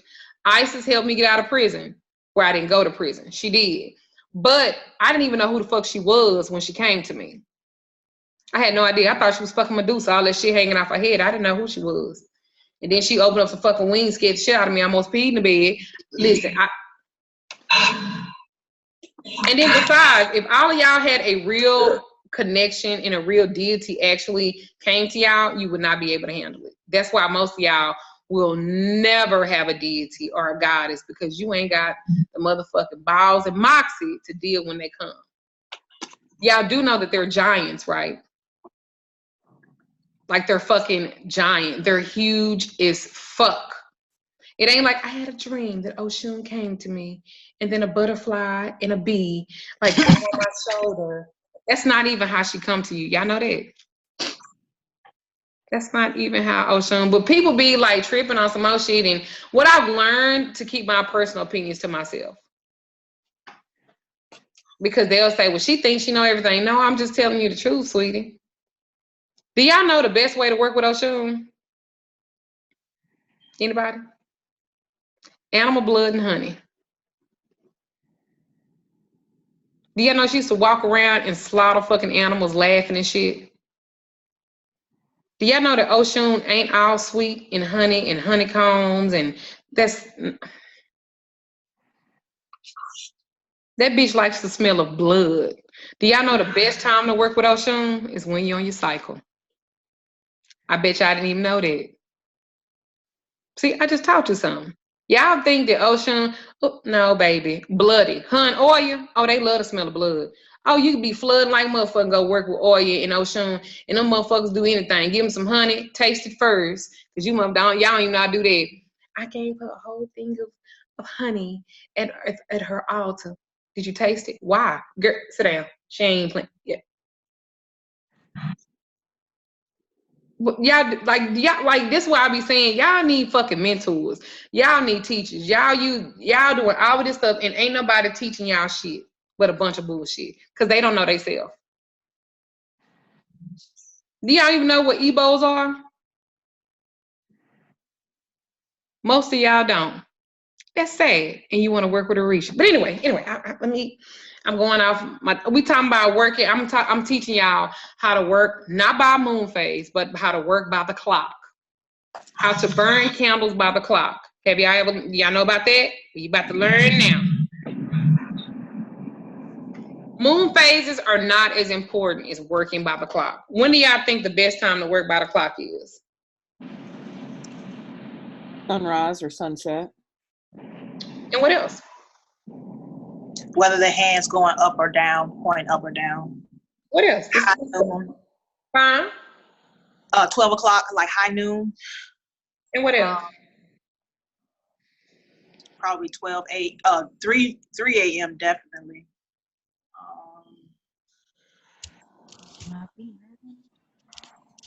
Maybe even 6 p.m., which is, I guess, sundown.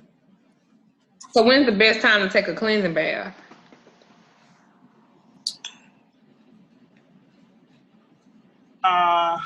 Cleansing bath. Probably when the hand's pointing down. What do you have to say now, Nala? I was thinking in the evening because you're trying to release and let go. What about you, Jeremy? I sure hate I can't hear you, Jeremy. You don't know how to get back on, get off, get back on? Because you just ready to talk.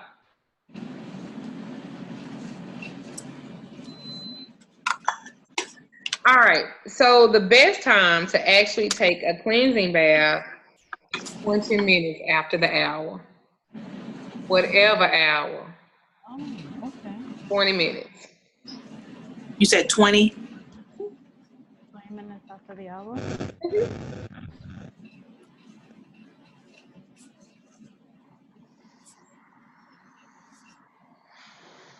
Because this gives 10 minutes in the tub before the hand starts to move upward or downward. Makes sense. Because by the time the hands move upward towards the next hour, I'm dried off and I'm dressed. And also, whatever oil that you're going to use, please put it by your bathtub when you're cleansing, because you will cleanse that oil as well. I know you're thinking, that don't even make sense. Yes, it do. I'm just teaching you, I'm trying to teach you guys a lesson on channeling everything that you want to conjure and putting yourself in the best position for it to work. If you think that part one was good, part two is just as great too. And it's teaching you a little bit more about control and balance.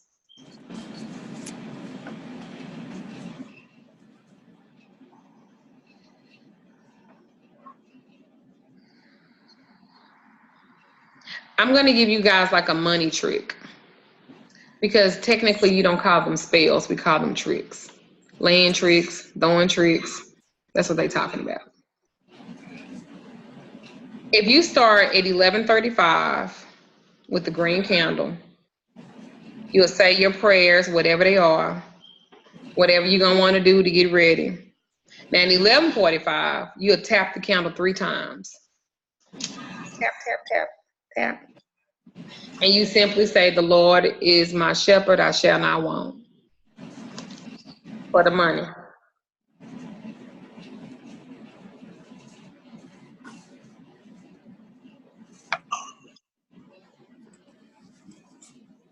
I would say do this on a Sunday. You'd be surprised how your week turned out, how it changes it.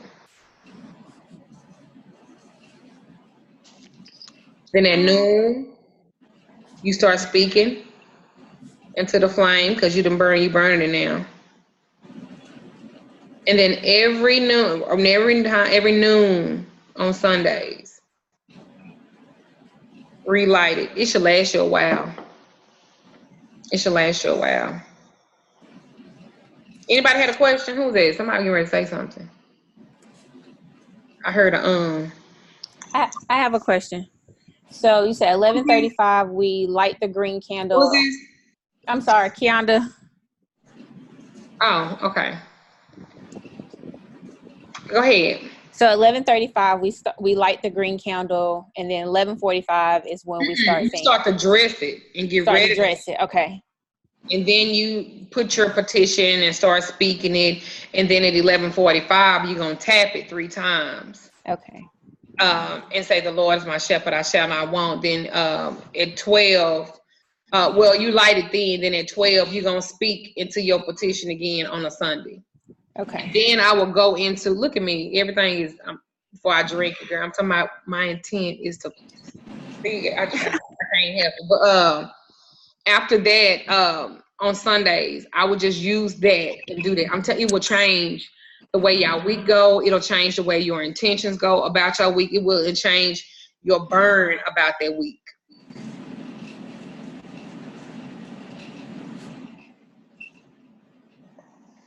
But like y'all said, you know, certain times of the day hold more power than other times of the day. Some people are just day workers. They burn candles in the daytime. Keisha is a day worker to me.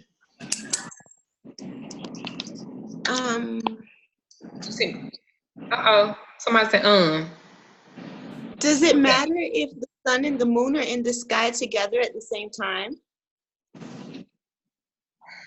It depends on what you're doing. It When depends would on that what. Huh? when would that be best? Well, think about it like this. 6 a.m., the sun rises after a long night's sleep. So it's empowered by its rest, and now the sun is ready to bring light to it. So anything that you're wanting to bring forth as far as a new job or a new love or anything that's new and intentional and that's fresh, that maybe you wanted to do some love work or you've been doing love work on somebody more than a few times and it's not working. Maybe you should burn by 6 a.m. because you got that rest, the earth rest, and now you have the newness. So maybe that new energy, new job, new business, new something, it's bringing into the new. So doing work at 6 a.m., my apprentices in here know I make y'all do assignments, right? Doing sunrise and sunset for a particular reason. This is why. Thank you. The key word is it's bringing light to a situation. So 6 a.m., it's bringing light. It's bringing light. You're lighting your candle, that flame, you're speaking light into your flame and your intentions. Y'all get it? Does this make sense? Yes. Yeah. Yeah. So it's really good. It tells us that when the sun rises, it's time to work to bring things into our lives. This is time for money work, success work, anything that's like that. 12 noon, let's break that down. 12 noon or high noon. Conjurers call it high noon. They don't really say 12 noon work. They say high noon work. This is a time when the sun is really the most powerful. It's the time that the sun is the most powerful. And if any work done at this time, they say it's sure to be a success.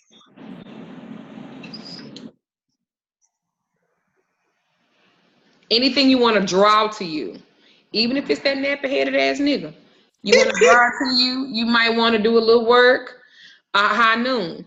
Teresa, maybe you should do your jaw work at high noon for your son.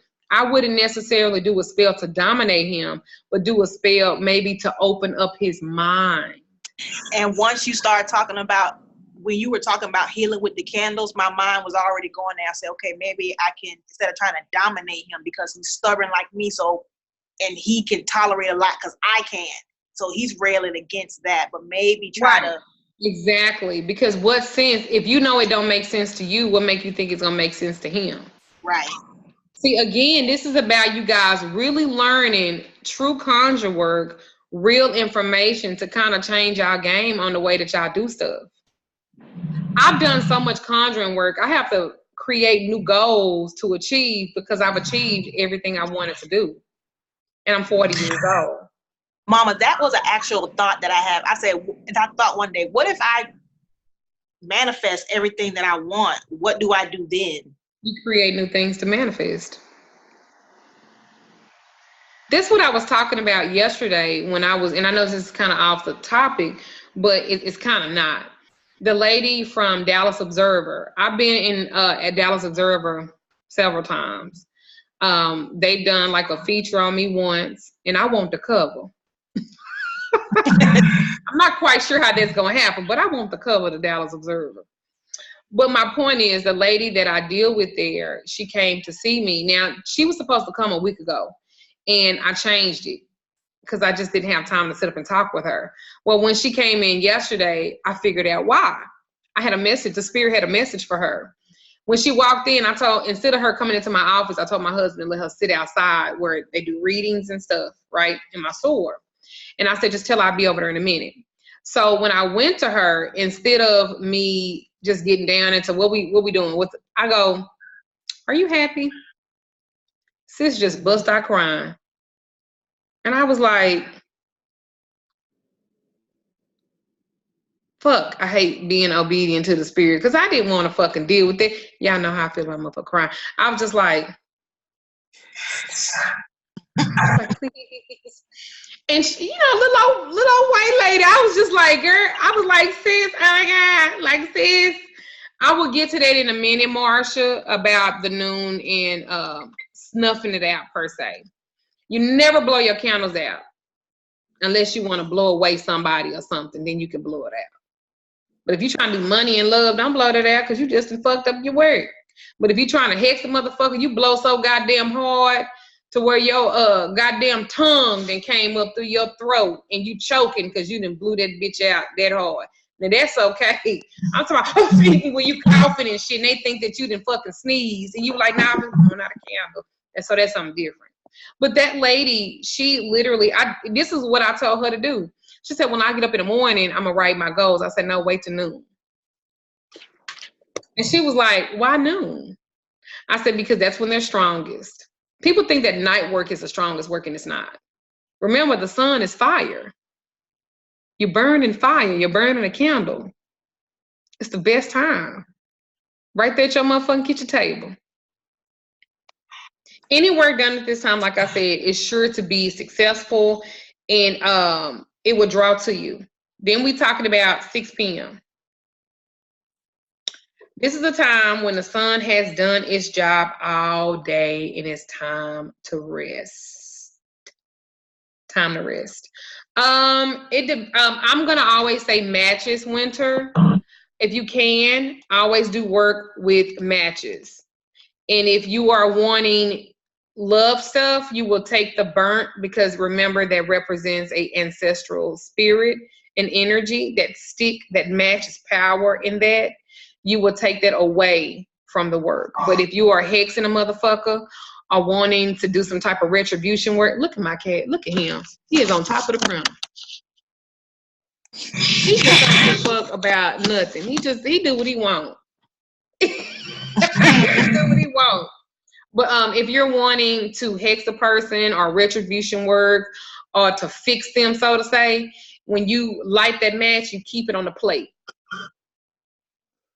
And then as the work is burning, I would dip some of it in that wax, like if you use a couple of matches, to bind that spirit and that energy to that work. Matches represent they like little people. They like little spirits.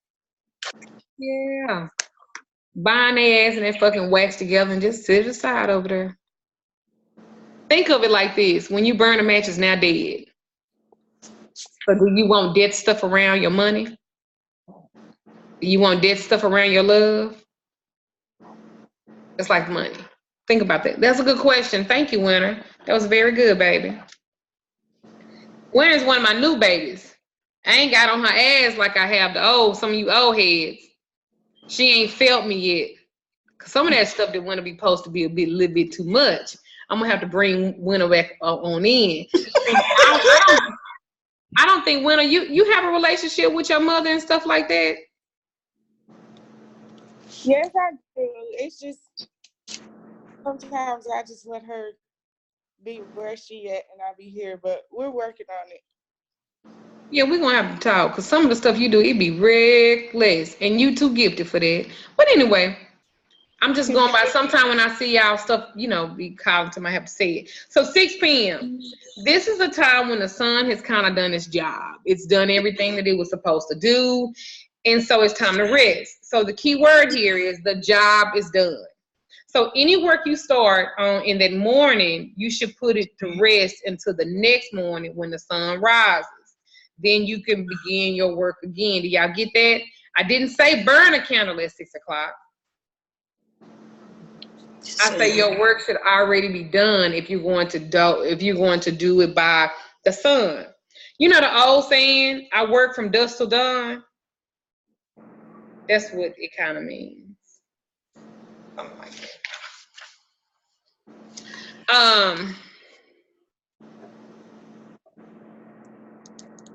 When the sun is going down also, this is a time that we do work to remove things from us.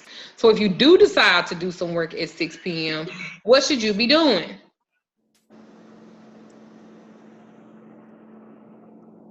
Releasing and reversals. So that would be a great time to start your reversal work at 6 p.m.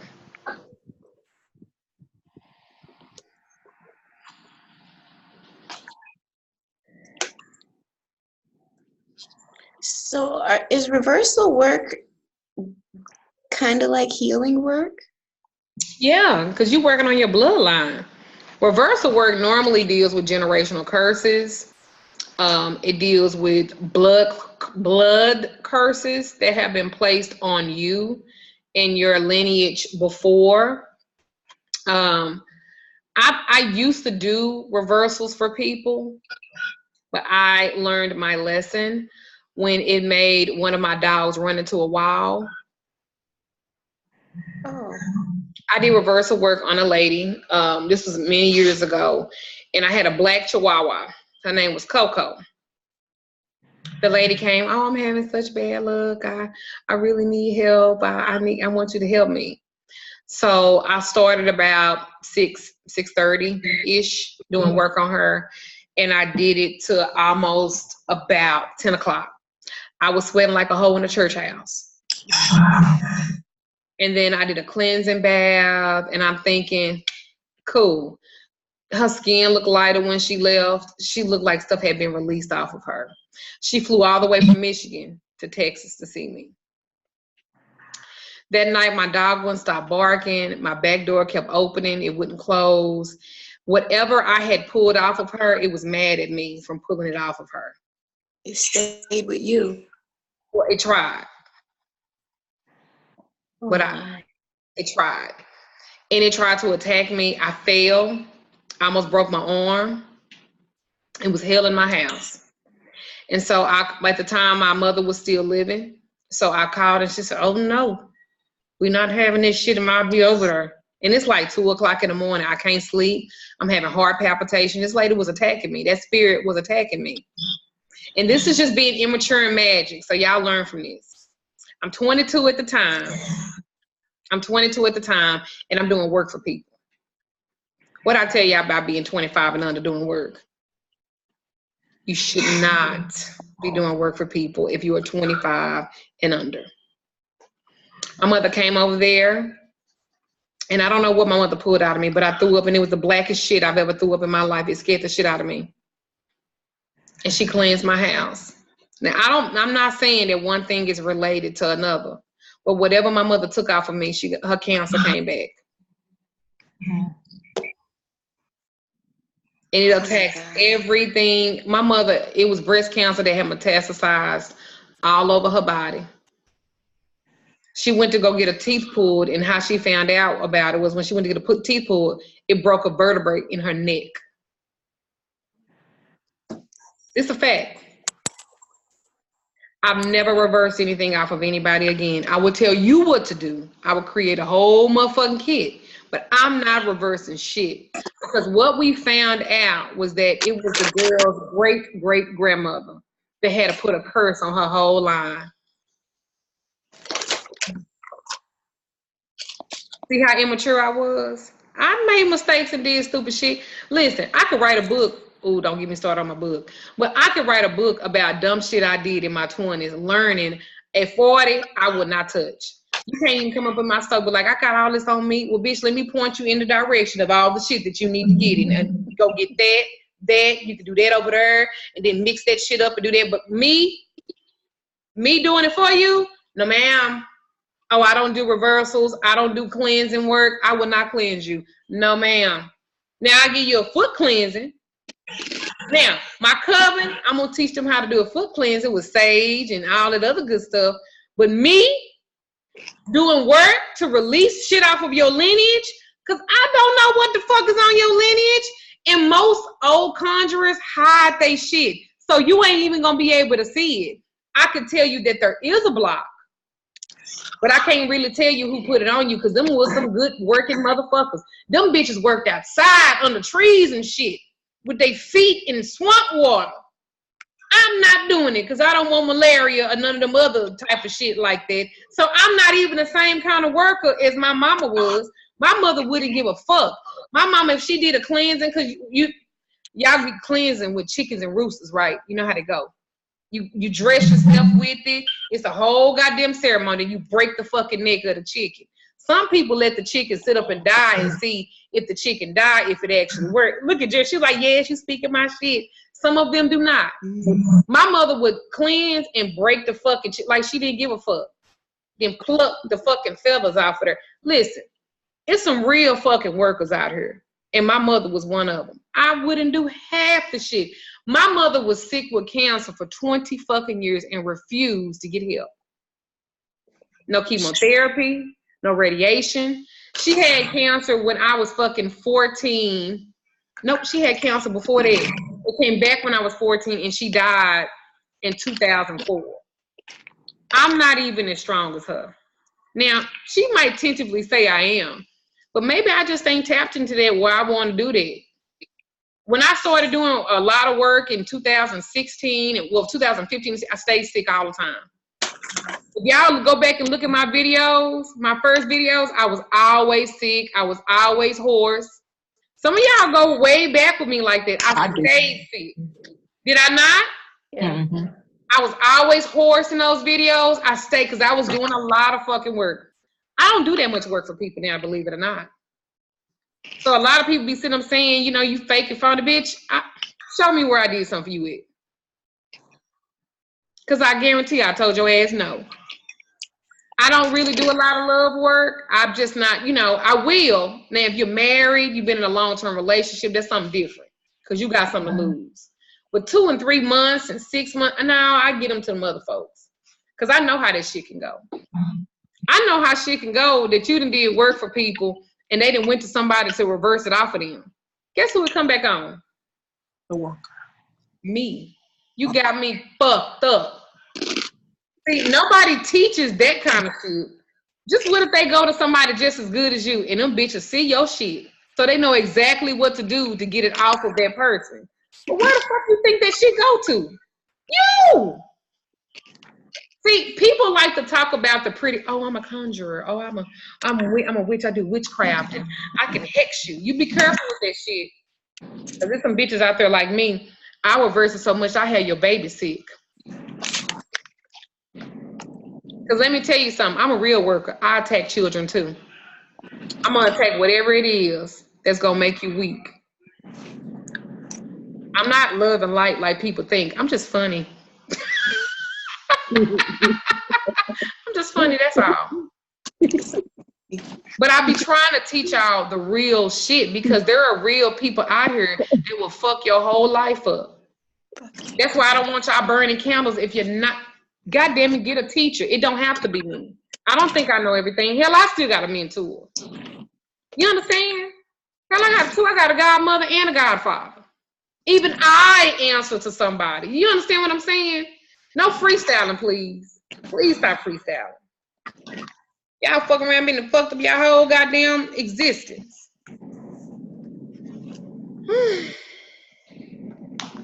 All right, what else? Go ahead, Miss Nyla. Okay, a final question about before you move on. So with the releasing and removal and all that after 6, is that also the best time, like the evening, if you're gonna do dark work, like hexing? If you're gonna do what kind of work? Like if you're gonna do a hex or something dark.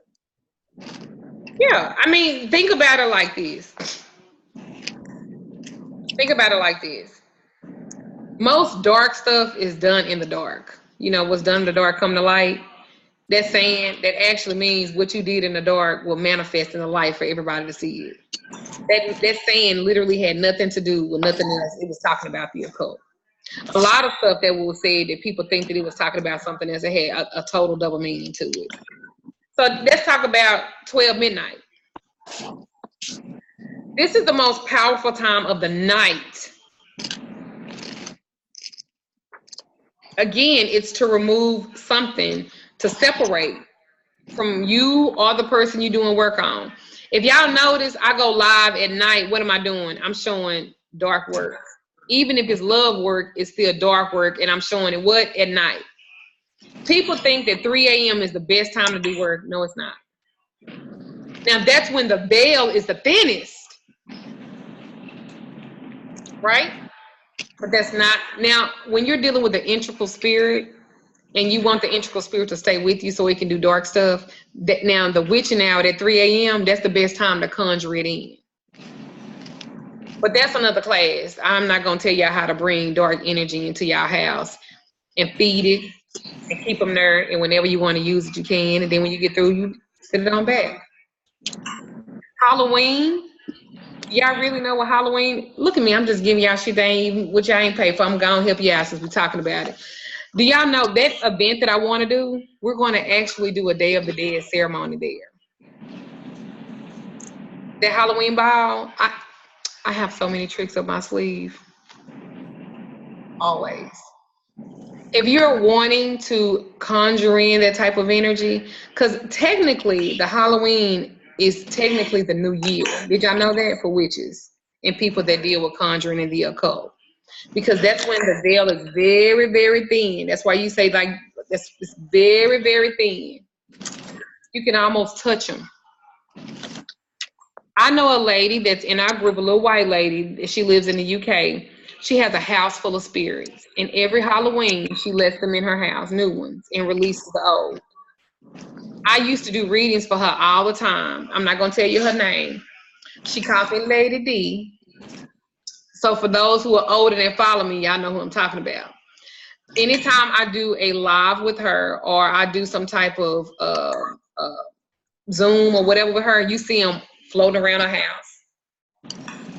And they look like little beams of light. And she feeds them. I think she's killing the daddy, to be honest with him, and I think the spirits feed off of him. Because I saw him not too long ago, and it's been about 3 years since she's followed me. And that man used to walk and talk and everything else, and now he a fucking mute. And I told her, I said, you so fucking wrong with this. I was like, you wrong in the hole to be feeding your daddy. But he never did nothing for her, and she let him in her house. And I guess that's just oh wait. It's some crazy. Wait. At a price. Yeah. So she'll take care of him, but she lets those energies feed off of him. And he a mute now. He don't even talk. He used to talk. And he didn't got just a smile, and he don't have no counsel, y'all. He don't have nothing. It's some real shit out here. But anyway, midnight. If you guys are wanting separation work, now what you can do is, sis, with the sun, what you can do is you can if you really want to do work, it's not domination exactly, but you can do work even on him at midnight. Now the flip side to this, you might be bonding him away from your house, but you make him stay at school. Because if that's what's important to you. My thing is to give you guys these tools so that you can use them in your armor of work whenever you need to use them. Now, if you are doing work at midnight, so what time should you put your work away? By 6 a.m. By 6 a.m. Because that's the time that you put the rest of your work that you started the night before. You waited until dusk, then the next day you pick up the work again. I gotta stay up that long. Huh?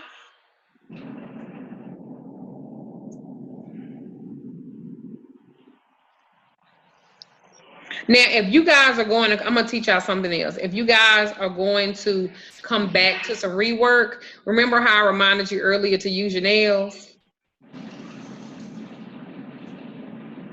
If you had any type of shedding or any type of tears on your work, you would take that nail and you would scrape it off that candle. And you would set that wax aside. And then you are going to take a nail and nail it to the work. And when you come back, you will remove that nail. You've already cleaned it out from what you did previous, and you go back to working it again. That way you can go back and read what your progression is from when you first started to when you started now. Do y'all see what I'm saying? Like, this is real conjure work. This is how you really watch your stuff go. Anybody have any questions? Mama, in the last class, the first one, you were talking about how when you do work, you draw a circle and you put everything in the middle. So I asked this question in the group, and someone said, well, my thinking was if I put it on like a plate, is that considered putting it in the circle to, I guess, in essence, nail the work down or keep it contained? But she said, well, put a salt circle around it. And I'm like, well, salt, spirits won't come near the salt. So what would be the point of putting a salt circle around your work? I'm like kind of offended that you would ask me some shit that some known weirdo said in the group. I won't even address it or answer it. Use your own common fucking sense and don't ask me nothing about something that I didn't say that somebody else said. Right. So with putting a plate, so with me putting my work inside of a circular plate, would that be considered a circle? The same thing as a circle? Most time plates are shaped like a what? Right, a circle. So what are you asking me again? Yeah, okay. I just be wanting y'all to, I mean, sis, I be wanting y'all to, all right. Should we draw a pentagram on the plate? Huh? Should we be drawing a pentagram on the plate? You don't have to draw anything. When you put it on the Okay. plate, it became your protection. It became the circle, right? That was my thought. Okay. Really, y'all? Yes, Miss Carson. What about prosperity work? Can I do that after 12 midnight? Because I work second shift, and sometimes most of my work gets done after I get off work at 11. But what do we say that 12 midnight means? Most powerful time of the night. For? Separation. So, how does it apply to the question that you just asked? It doesn't. It won't help. Right. Now, let's think in theory of what you said. So if it's 12 midnight, maybe you should be doing things to remove whatever the obstacles are that causes you not to be able to have prosperity. Yep. Maybe I wouldn't necessarily do prosperity work, but maybe it's whatever situation that's causing you not to be able to prosper. Maybe that's the work that you can do. Your obstacles, your blockbuster work, your road opener work, because you're pushing those things away. I wouldn't necessarily do anything. It's not going to draw nothing in. It's going to repel it away. Okay. Yeah. Money, always in the AM, baby. Okay. And if you missed it on a Sunday or whatever the case may be, maybe you need to wait until you off. Okay. Whatever situation you do, 2 or 3 days ain't going to change it. Especially if you're proactive. And what does proactive mean, people? Don't read. Not waiting until it's a problem. Because you're doing it now, right? Mm-hmm. You're working on it now. So if I'm about to get evicted, well, motherfucker, you knew that 15, 20 days ago that you about to get evicted. Let me tell you, because I'm just talking about money drawing stuff too. Let me tell you the problem that I have with stuff like that and why I don't respond to it. You knew that you was having an issue, yes? You didn't just wake up and now all of a sudden you got a car note and your rent is due and your lights are due. And you normally get a bill, you get notification, you get a termination notice. Why the fuck you waiting the 2 or 3 days or 3 or 4? I got to go to court about this and I need some work right now. Well, I'm not the worker for you because I teach you to be what? Proactive. So let's just say, well, I have been proactive, Duchess. I've been doing everything and I'm still in this rut. Well, has it never thought to you prospectively that maybe you don't even need to be there? And maybe if none of this stuff would be happening the way this aligned, maybe you wouldn't be pushed to do something else. Y'all find signs about everything else, but you won't find a sign about that. Cristala, do you mind me telling your business a little bit? Cristala wanted to keep her house. Cristala had a mortgage on her house. This has been a few years. It hasn't not been, it's been a couple years. And Cristala was like, I'm doing everything trying to keep this house. I said, Cristala, all you're gonna do is catch it up and then you're gonna file delinquent and shit again. So instead of you putting that money towards that, so you holding on to something because you think you ain't gonna never get nothing else, or you think you're not gonna ever, it's materialistic. And sometimes this stuff is to grow you. And you have outgrew that house. But you had a fear. I'm just trying to I said, Cristala, I need you to do some more work. Cristala not only got another house, but she got a house, around the corner in the same neighborhood or something like that. Nothing changed. And it helped her financially, her and her family. But had that not would have happened, Cristala would have still been trying to hold on, stressing. That anxiety, that energy. Listen, I got receipts for everybody I got receipts for my shit.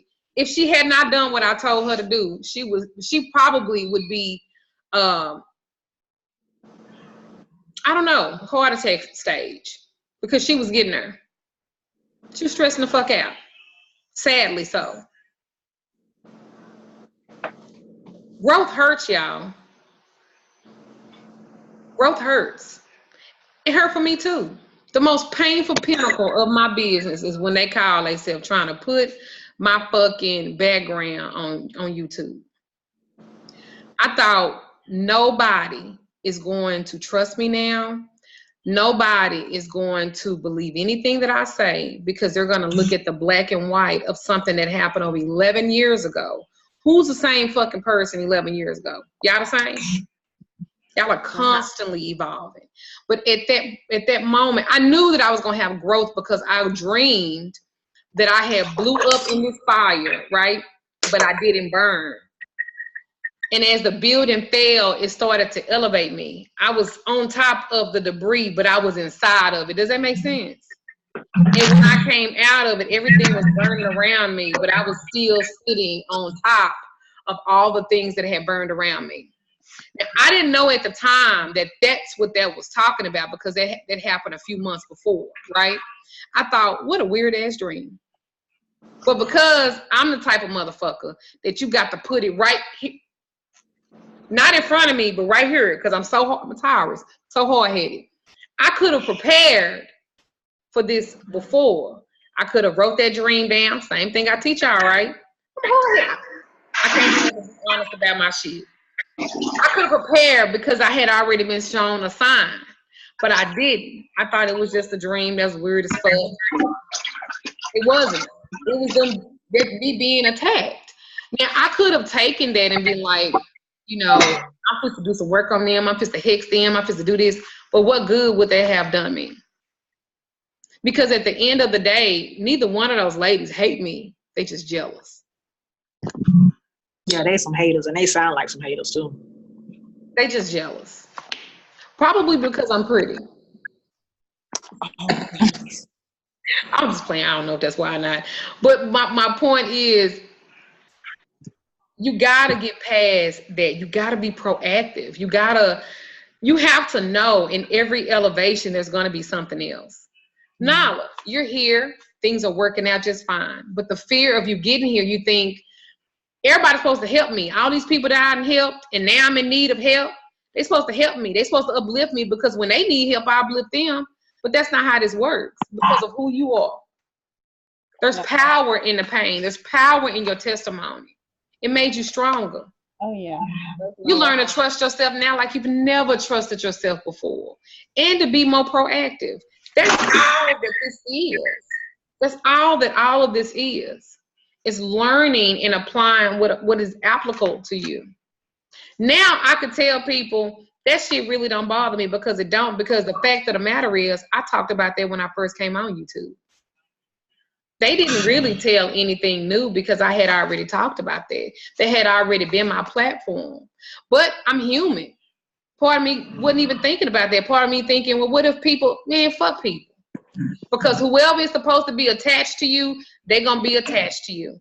I'm going to share this with you, ladies. I went from having $15,000 to $14,000, 15 to 14,000 subscribers when they first started that. I'm almost at 60 now. I remember. So you can't tell me about shit like that, because even if you did come to watch to see what kind of smoke I was gonna throw, oh no, I would never mention them bald-headed bitches by name, her little crusty lip ass friend, or that little dusty fat finger asshole that likes to make videos show in her fat ass hands and fingernails, looking like little hoof prints of a pig. Listen, I am who I am. And I am never going to change that for anybody. And you can kiss both sides of my fat ass and open up the pinkness of my pussy and kiss that too. You young ladies have to feel the same way about yourself, because as you grow and you get bigger in this, and the more knowledge that you get, don't you think that they're going to attack you too? Don't think that it's just me, because it's not. Especially when you guys attach yourselves to me. Because now they looking at, oh shit. Now they learning what she knows. So now that makes you a target too. So you apply this stuff and you use it, because one thing that they can never say is that I'm not knowledgeable. One thing that they can never say is that I don't know my shit. That's a fact. Because you can't, real conjuring, you can't dispute that.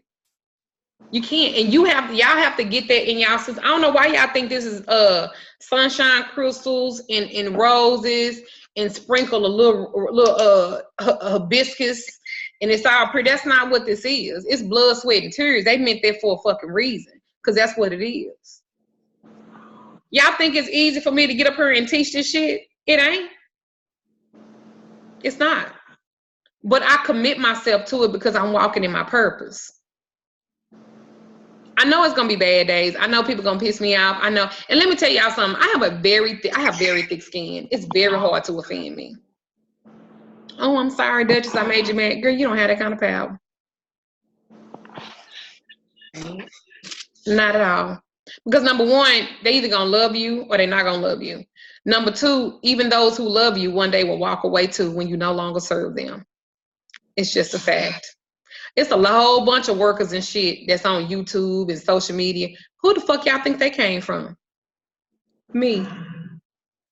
Are they gonna openly do it? Say it now? No, because I got on their ass telling them about something that they didn't like. And I'm gonna always do that. I'm never gonna change it. It's who I am. It's one, she real big now. Very big, a millionaire. She came from me. Is she gonna say that now? No. Because I told her to get her fat ass husband off that fucking camera, fucking lying to people. And I said, you will lose everybody that follow you with that bullshit. That's what I told her. This nigga came like a fart in the wind. Don't nobody know who he is. You need to be careful, because you will lose your money and you will use the people that support you. He doesn't even fit your platform. Be careful with it. People don't like the truth, but I be trying to give it to you. How you let this man come into your life that is a distinguished, you are very, your reputation is distinguished. Because I taught you how to have excellence with it, and you let this thing come in you, and now he making you look like a gutter hood rat.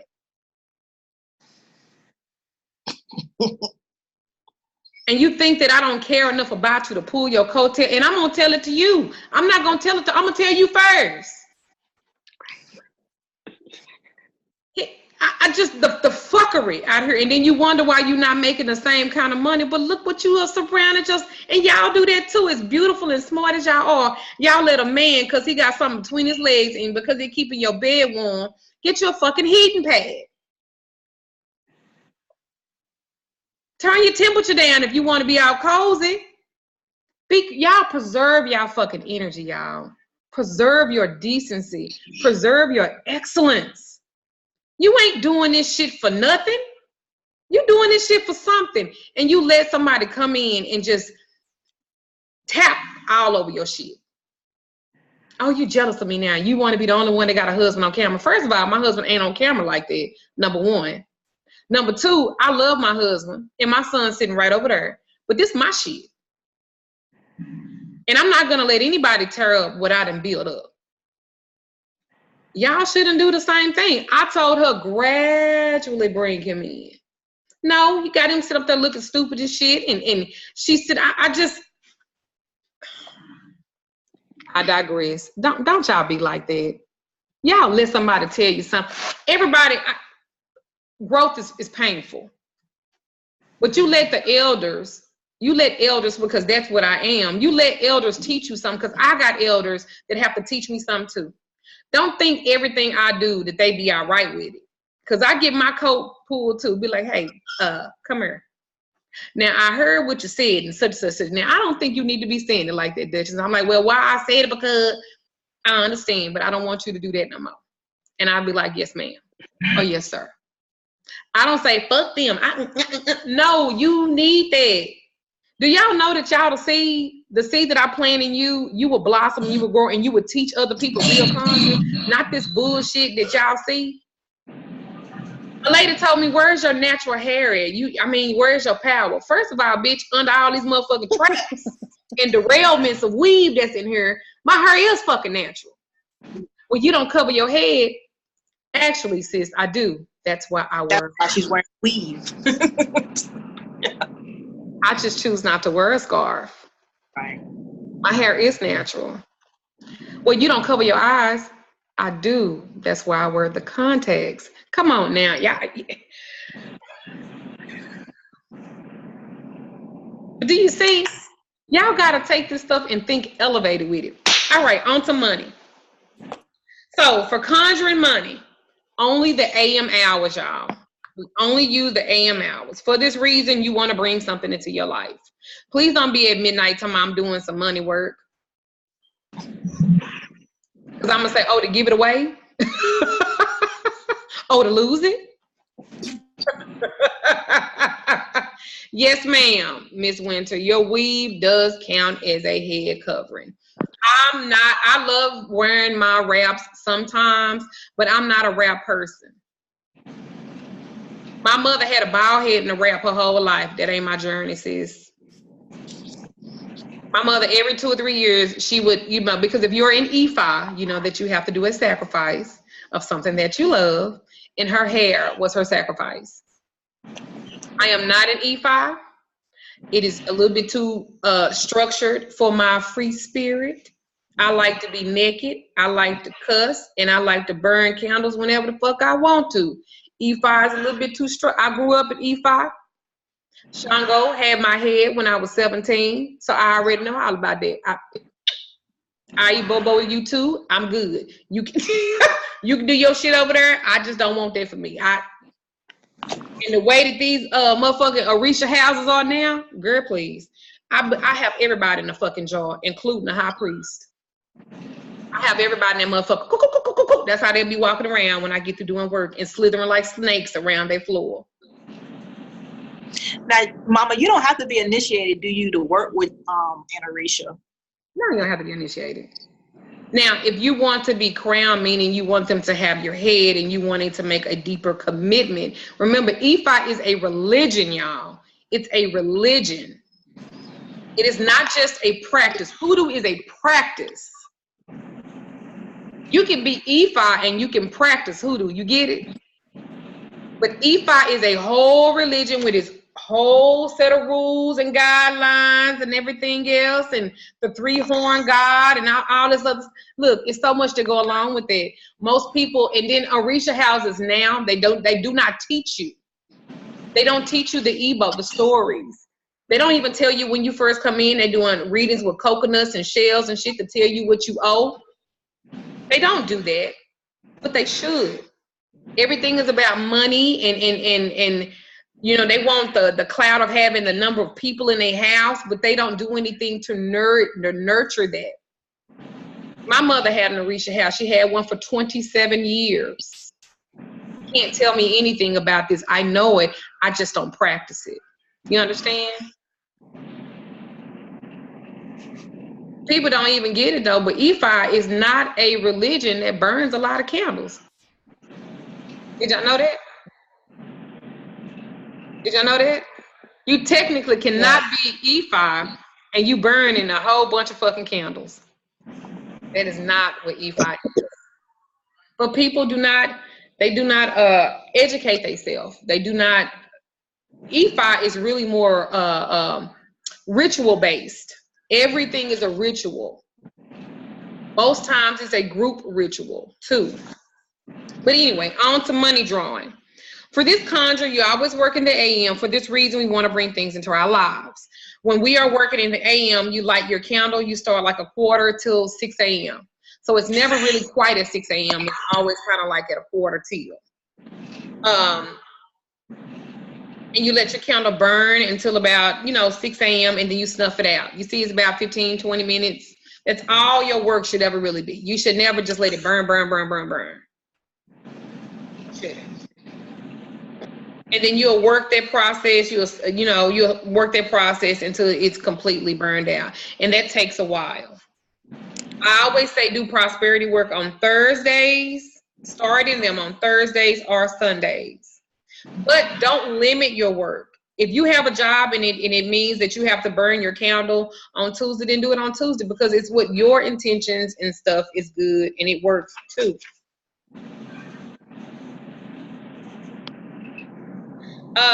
What I will do is there are a few emails that what I will get my assistant, please don't ask me today, but I'm going to get my assistant to send out to you guys when working with, if you wanted to do how to hand dip stick candles. It is a tedious process, let me tell you that. It is not easy, because you will literally get a t-shirt or some piece of cotton, you will braid it up, and you're dipping that. You let it dry, you're gonna dip again. You can make it as big, as fat as you want. You know, some of y'all like big, girthy things. No judgment.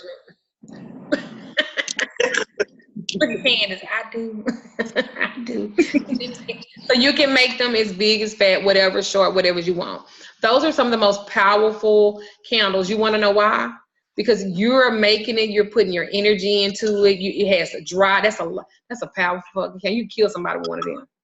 I am not suggesting that you do that, but think of all the stuff that you could put in their wax before you even coat them with it. That is the most powerful candle that you can ever make is your own. So what I'm going to do is I'm going to put that in a email form, and I'm going to get my assistant to email that to you guys. Okay, that way that you will have that and you can make your own, and you can make it and send me pictures of it.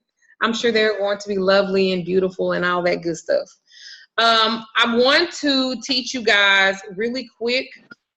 Has anybody ever worked with, and this is more ancestry candle work, La Madama. Has anybody ever worked with her before? I've heard of her. Madama. She's the spirit of an old slave who was a conjure woman. I don't care what anybody has said. She is probably the most important conjure, energy, spirit, whatever you want to call her, researcher. She's the patron of card readers and root workers. I bet y'all ain't never heard that before. Can you spell her name again? L.A. She's the La Madama. Lamadama. She's the spirit of an old slave that was a conjure woman. Is she the one that looks like Aunt Jemima? Yes, ma'am. Okay. Sorry, Terry. That's what most white people, they mimicked her image from to, you know how, some of them do, Terry. It's okay. I was raised by a black woman, so we good. Okay. Well, I can speak freely then. This is how white people do to desecrate the images of what we have. If you are going to be a card reader, if you're going to be a bone thrower, if you're going to be a root worker, you need to be honoring this lady, because if had not been from her, there would be no you. There would be no me either. Anybody that is teaching this and they have never taught you this, them bitches don't know shit, and all they do is read books and regurgitate the shit that they've read or seen. But only a real conjure worker that has been taught by a conjure worker will teach you this. If you guys are reading for pay and you are not paying her anything, you better fucking apologize. I don't give a fuck if you got to get a picture of her. And you better start honoring this lady, because she's the patron. She reads a deck of playing cards, and she holds a mirror. Those Big Mama Juju dolls that fucking Starcasters, that's who she makes them after her. So if you don't have one of those Big Mama dolls, get you one. And I do sell them. I've sold out, but I just did pre-order 20 of them because I've already sold 12 of them. And she makes them with railroad spikes, so they're not gonna move. So wherever you put her, that's what she protect. Oh, look at now, yes. Wherever you put her. Huh? I'm sorry, can you tell us more about the doll? I want one, but I'm not really sure what to do with her. Well, what she is she's a conductor. She is the conductress between this realm and the next, and you honor her as such. She takes on what she took on the spirit of my mother. Many of you guys that follow me know that my mother never comes to me. Never. I don't dream about her. She never comes to me. None of that. But since I've had that doll, she comes to me in my dreams and she tells me things about people and things and my kids. And she calls to you. They call to you. They tell you, pick me, touch me. I'm yours. And it's always, and you have to identify who she is. Mine was my mother. She sits on the altar now. She wanted some banana pudding. I couldn't find her no banana pudding. So I went and found her vanilla wafers and I hurry up because she wouldn't let me sleep. Yeah. You should have seen me at fucking Walmart at 2 o'clock in the morning going to find some goddamn vanilla wafers. And I was like, because I got to go to sleep and this is really bothering me. So the second night I told my husband, I was like, please drive me to Walmart.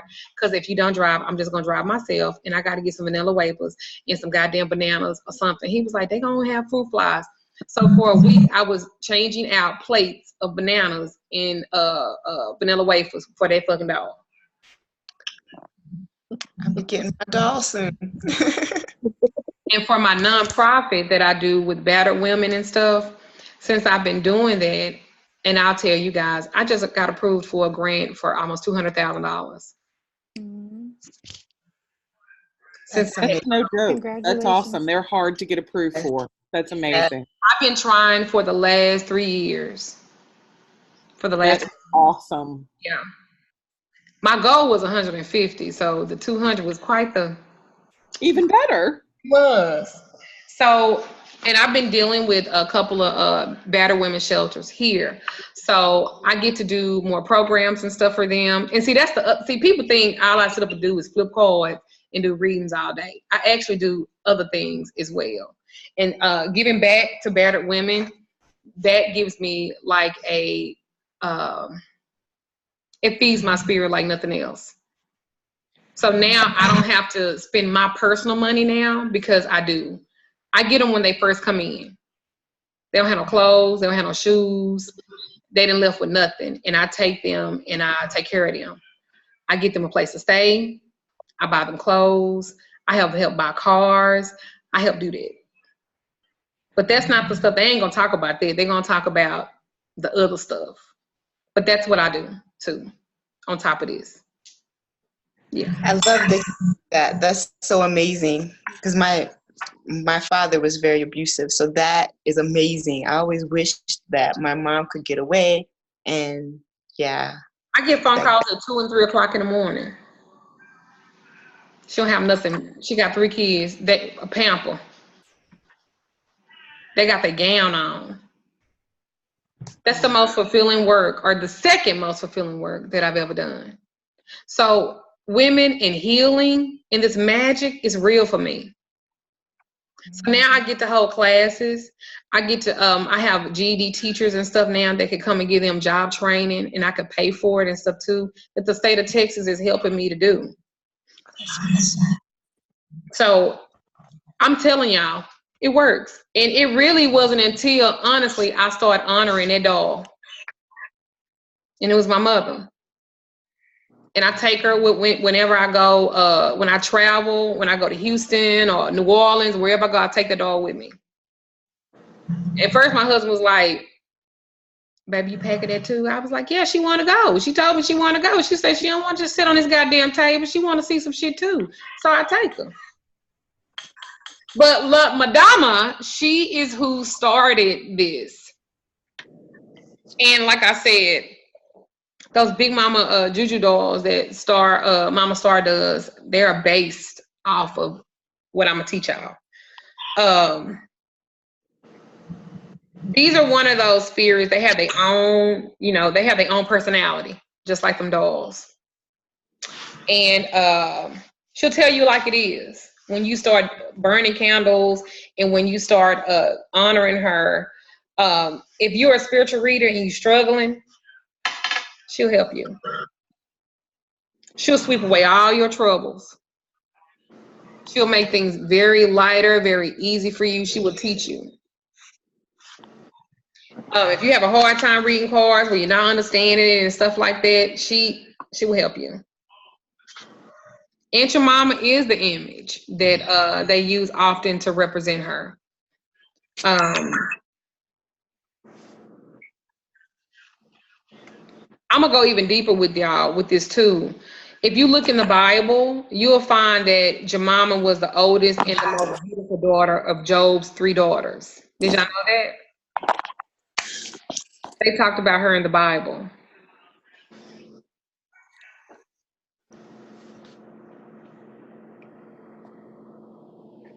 And I think it's in Job 42, chapter 42, just for those who want to know about it. If you don't, that's fine. But I'm going to teach you guys because I know some of you guys want to do this as work for other people.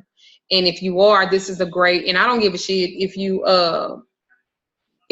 white or not, Terry. The reason why you said that a black woman took care of you, that's exactly what she did too. So it still falls in the line of what you want. The colors associated with her, they are red and white and black. And the colors derive from the color of her skin. So if you look at the Aunt Your Mama, like I literally have a bottle of Aunt Your Mama that's empty. And I put tips in there for her every week. So that's a thought and an idea too.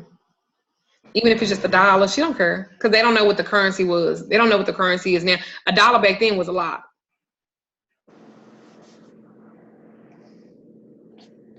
The broom is one of her most important tools that's associated with her.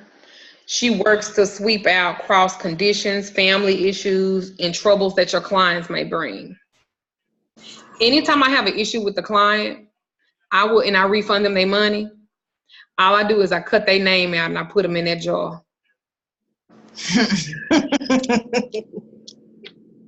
I'll give you a refund. You sure you want it? Now, I'm not going to do nothing to you, but she helps you. Also, with your son, that might work. Give her $1, write his name on $1, and give it to her. She might just do something for you. I'm trying to tell y'all who want to do work. Ginger, you're doing work in the spiritual business. You need to research her. She might be the difference that your business needed.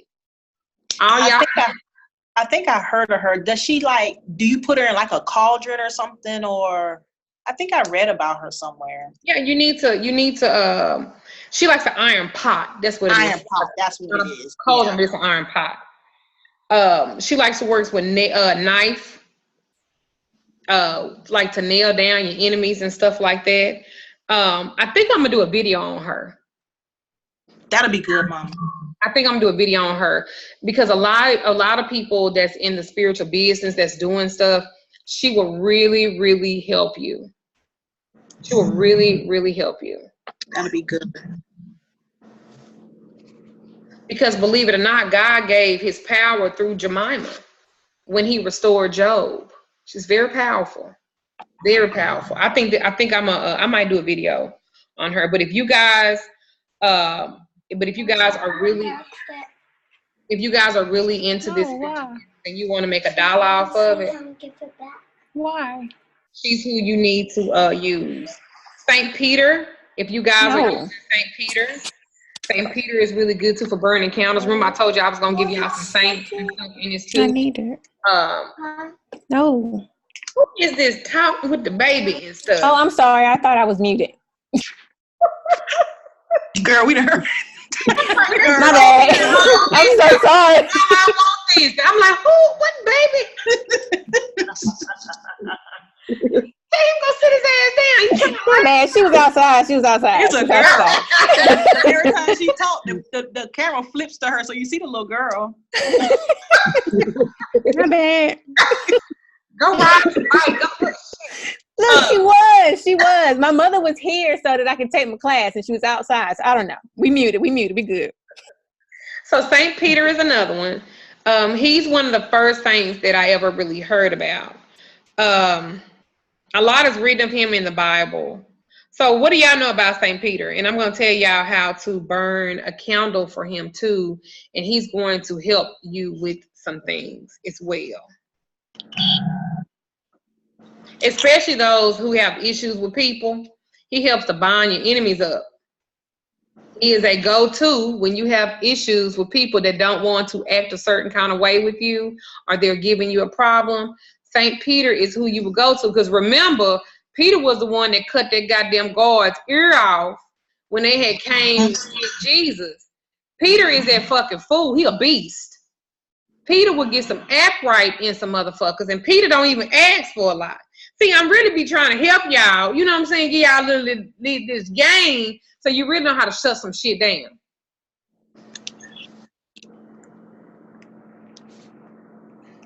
Because remember, the first thing that Jesus said to Peter was, Peter, you are Peter. Upon this rock, I will build my church. I give you the keys to kingdom of heaven. And he said, whatever you bind on earth shall be bound in heaven. And whatever you lose on earth shall be loosened in heaven. Whenever you use St. Peter and you want him to do something for you, you literally say to him, I say to you as Jesus said to you, whatever you bind on earth shall be bound in heaven. I bind this. I bind this. I bind this person. I bind that person. Whatever you loose on earth shall be loosened in heaven. I loose this person from the situation. I loose the person from that. You get what I'm saying? So when church people be binding and loosing, they don't even know what the fuck they doing.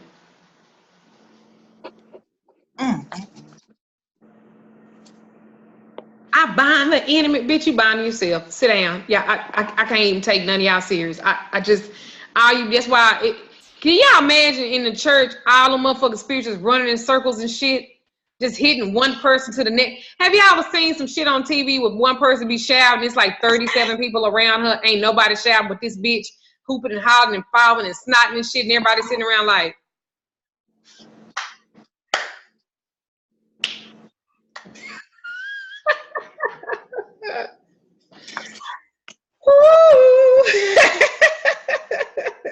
And remember, when you use St. Peter, have no doubt with him. Because anything that you're trying to accomplish, it's automatically done, because those words were God's words to Peter. And you are God, so you have now activated that power. I can't be the only one that got 6-figure grant. Come on now. It's the money on his fucking, it's the money over here too. Mm-hmm. Did y'all know that he was crucified upside down? Next to Jesus. He was crucified upside down. Because he felt he wasn't worthy enough to be crucified right side up. Oh. Knowing this fact that I just gave y'all, what does that mean? It means you could turn your enemies' lives upside down.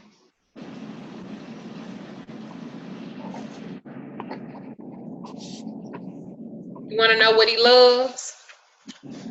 A key. Remember, he got the keys to heaven. Keys.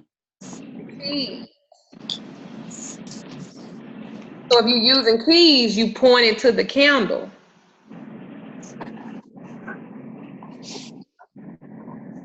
Towards the wick.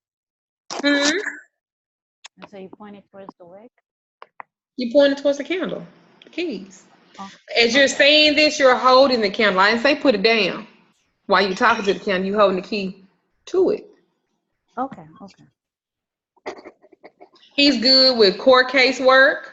Some of y'all tickets and other little situations, little miscellaneous, misdemeanor type of shit. You know, no judgment here. I've been in trouble too. Who the fuck am I doing? Court case work. So for an example, if you're going through like a divorce, or somebody got a judgment against you, or someone's taking you to court, this will help you. You will literally write out your petition, 1 Peter chapter 3, verses 8 through 13. You can either write it out or you can tear it out the Bible. Some of y'all scared to tear out the Bible. I got a whole Bible. That's all I use it for, is to tear shit out of. It ain't like the flag. Nobody, you're not going to go to jail and you're not going to hell, because we don't believe in hell. Hell is not a place. Hell is a state of mind. Okay. So you carry out 1 Peter chapter 3 verses 8 through 13, and you're gonna burn them to ash.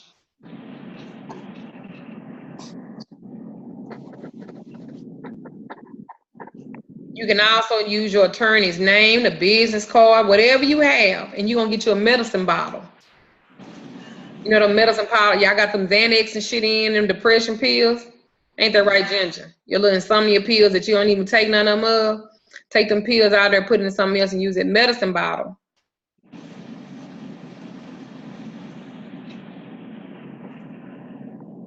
And you'll literally speak into that medicine bottle where you can put the ash in. You can put the key inside of it as well. And you're going to shake it up 3 times. You might even add a little molasses in there. Not syrup, not honey, molasses. Molasses is real slow and it's real thick because you want to slow them down. And just a little bit of whiskey in that medicine bottle. And you will hold it up to your lips.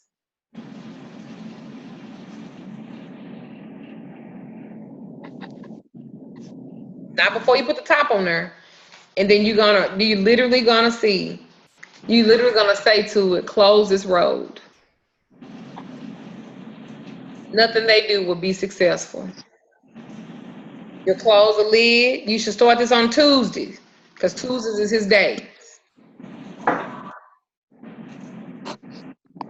And that can go for anybody, anything.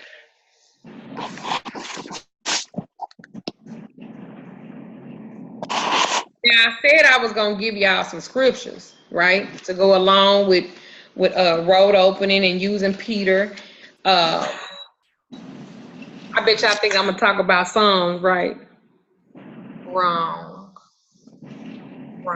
We're not going to talk about Psalms. We're going to let all the other ones talk about Psalms, because in comparison to everything, Psalms really ain't. It's good, but there's so much power. If I could tell y'all some shit out of Genesis, I'd blow y'all fucking mind. Love work, separation work, hex work, and money work is all in Genesis. I think that'd be a great class for you to do too. Like a Bible class or something like that? Yeah. Mm-hmm. I don't know if I want to be fucking around and giving out my secrets. Well, maybe not all of them, but I don't know if I want me giving away my secrets. But what y'all gonna use is Acts. Acts, the book of Acts. Acts 5, chapter 5, and I believe it's 14, 15, and 16. Acts 9, 32, 33, and 34. Also Acts 9, 36 through 41.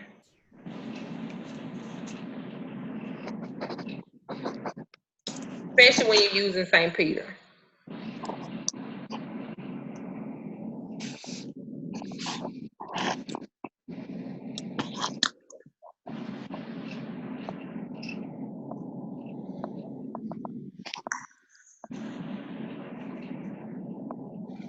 Other ones that you guys can research, St. Lucy.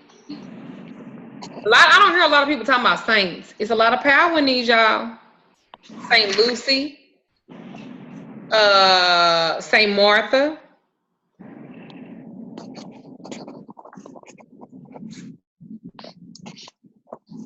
St. Martha's very strong. Why do y'all think St. Martha's very strong?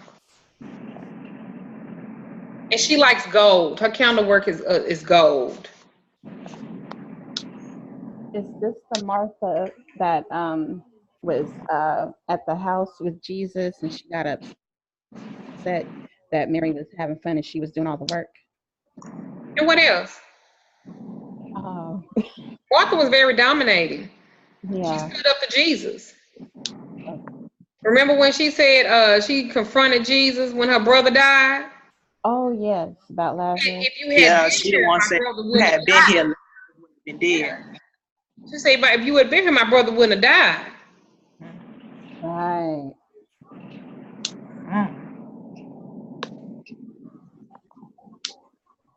Y'all can read about her in John. What is that? John. And also in Luke. John and Luke talks about her.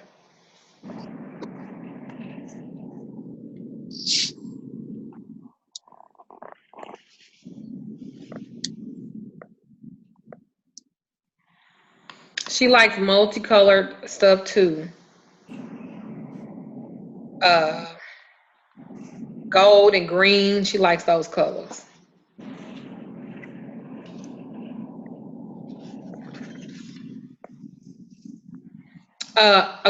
Here's a list of herbs that you guys, these are very important herbs that you can burn on your candles and they work good. Snake sheds. Yes, you can put snake shed around your candle working for healing and also for hexing.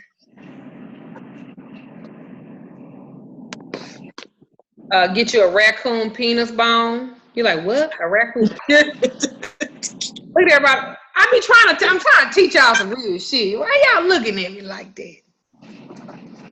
Cause when we gonna get a raccoon penis bone? Right. Baby, get my purse, my burgundy purse. I think it's on my bed in there. You better not pull no penis out your purse. A raccoon penis. And what's in my purse? Red pepper. Y'all need to have it in your arsenal. Domania, Jezebel root. If y'all ain't getting into Solomon seals, you need to get in them. Spanish moss, licorice root, calamus root. I got those Spanish. Master of the woods root.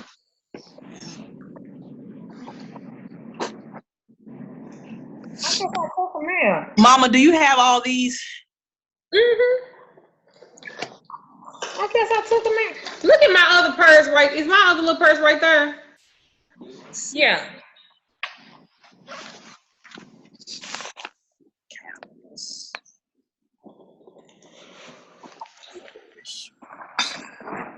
Let me see.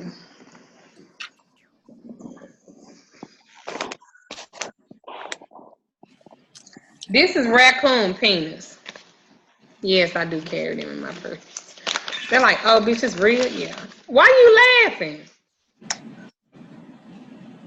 I keep telling you, I don't just talk about this shit. I live it. I would love for somebody to put you on that purse challenge when you had to go through your pocketbook and say what's in your pocketbook. All kind of stuff coming in that purse. Did you see that one video where she says she carry a bottle when she on her period, when she go to be Yes, she wraps her own stuff up and take it out. She don't flush it down the toilet.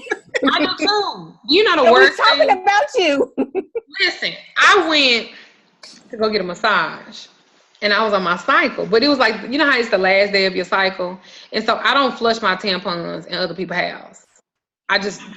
I wrap them up. I have a pill bottle because I will drain it too. Anyway, my husband know when he sees shit laying around, if he be blood, he be like, man.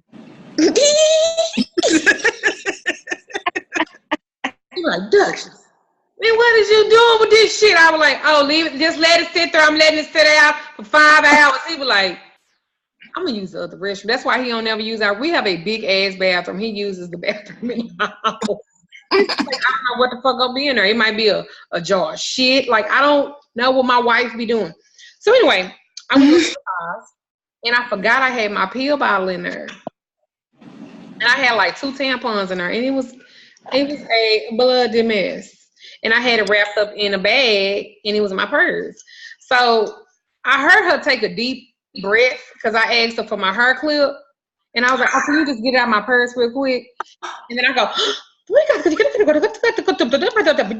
and I was like, and then another lady came in and then they was like talking. I was like, this is so weird. Like, and then I realized when the other lady gave me the hair clip, the lady go, Mom, you have blood in your purse. Are you okay? And I was like, oh yeah, them just my tampons. She was like, oh. It was like a really reputable like spa place. So now when I go in there, they go, hi. I be like, they go, hi, Lady Duchess. I be like, hey, baby. So that actually happened for real. And you know how like you ain't really thinking about it, so it's like blood on the outside of the bag. It ain't even like real neat or nothing like that. You just threw it in there, you know, because that's what you're just doing. But yeah. But this is what I do have. I have a raccoon penis. This is really good for like keeping dudes if they dick need to be hard. Or they dick don't be hard enough. Or if you want to bind a nigga dick to you, these are good too. Take you a nice little penis counter. If I can see, y'all can see how y'all face. Going to be an influx of purchases of penis candles and right, penis and penis. Talking about emailing me, can I get a custom raccoon penis and a penis candle, please? But you can. And what you would do is you would burn this into the penis candle. Like you would heat up the penis candle until it wax, to the wax it gets soft, and you will push it in, and then or you can scrape it out, whichever, and then you will put this, but you got to be really a designer to curve all of that, and then you'll just fill up where the wax is, and then seal it to the candle, and then burn it. They got scriptures for that too. Listen, it's work, you know. And I got several. Hello? These in your pocketbook. So where would you find one of those? Like, instead of like finding a raccoon, I mean, instead of one dead, this been run over. Like literally, because of who I am, I have the weirdest people that have the weirdest things, and they want to sell them to me. I have people be like, you know, I got a dead monkey over here. I'm just feeling. I'd be like, oh, well, how much you want for it? I don't know what I'm gonna do with it yet. But, sure, I'll take it. I have what I call a bone man. He is here. Yeah, and crazy stuff. But yes, you'd be surprised. Like human teeth. I know a lady in Mexico. Do you know in Mexico they rent the burial grounds? They rent them. They're not even there to have, like, they pay on it, like the family pays on it like their whole life. And if somebody stop paying on it, guess what they do with the remains? They dig them holes up and they put them out. Well, I know people, they poachers. They go and they get them bones. Oh, I need to start recording this. Hold on. Shit, I'm telling too much of my business now. You know, one of y'all hoes might get mad at me. I got access to something. Yeah.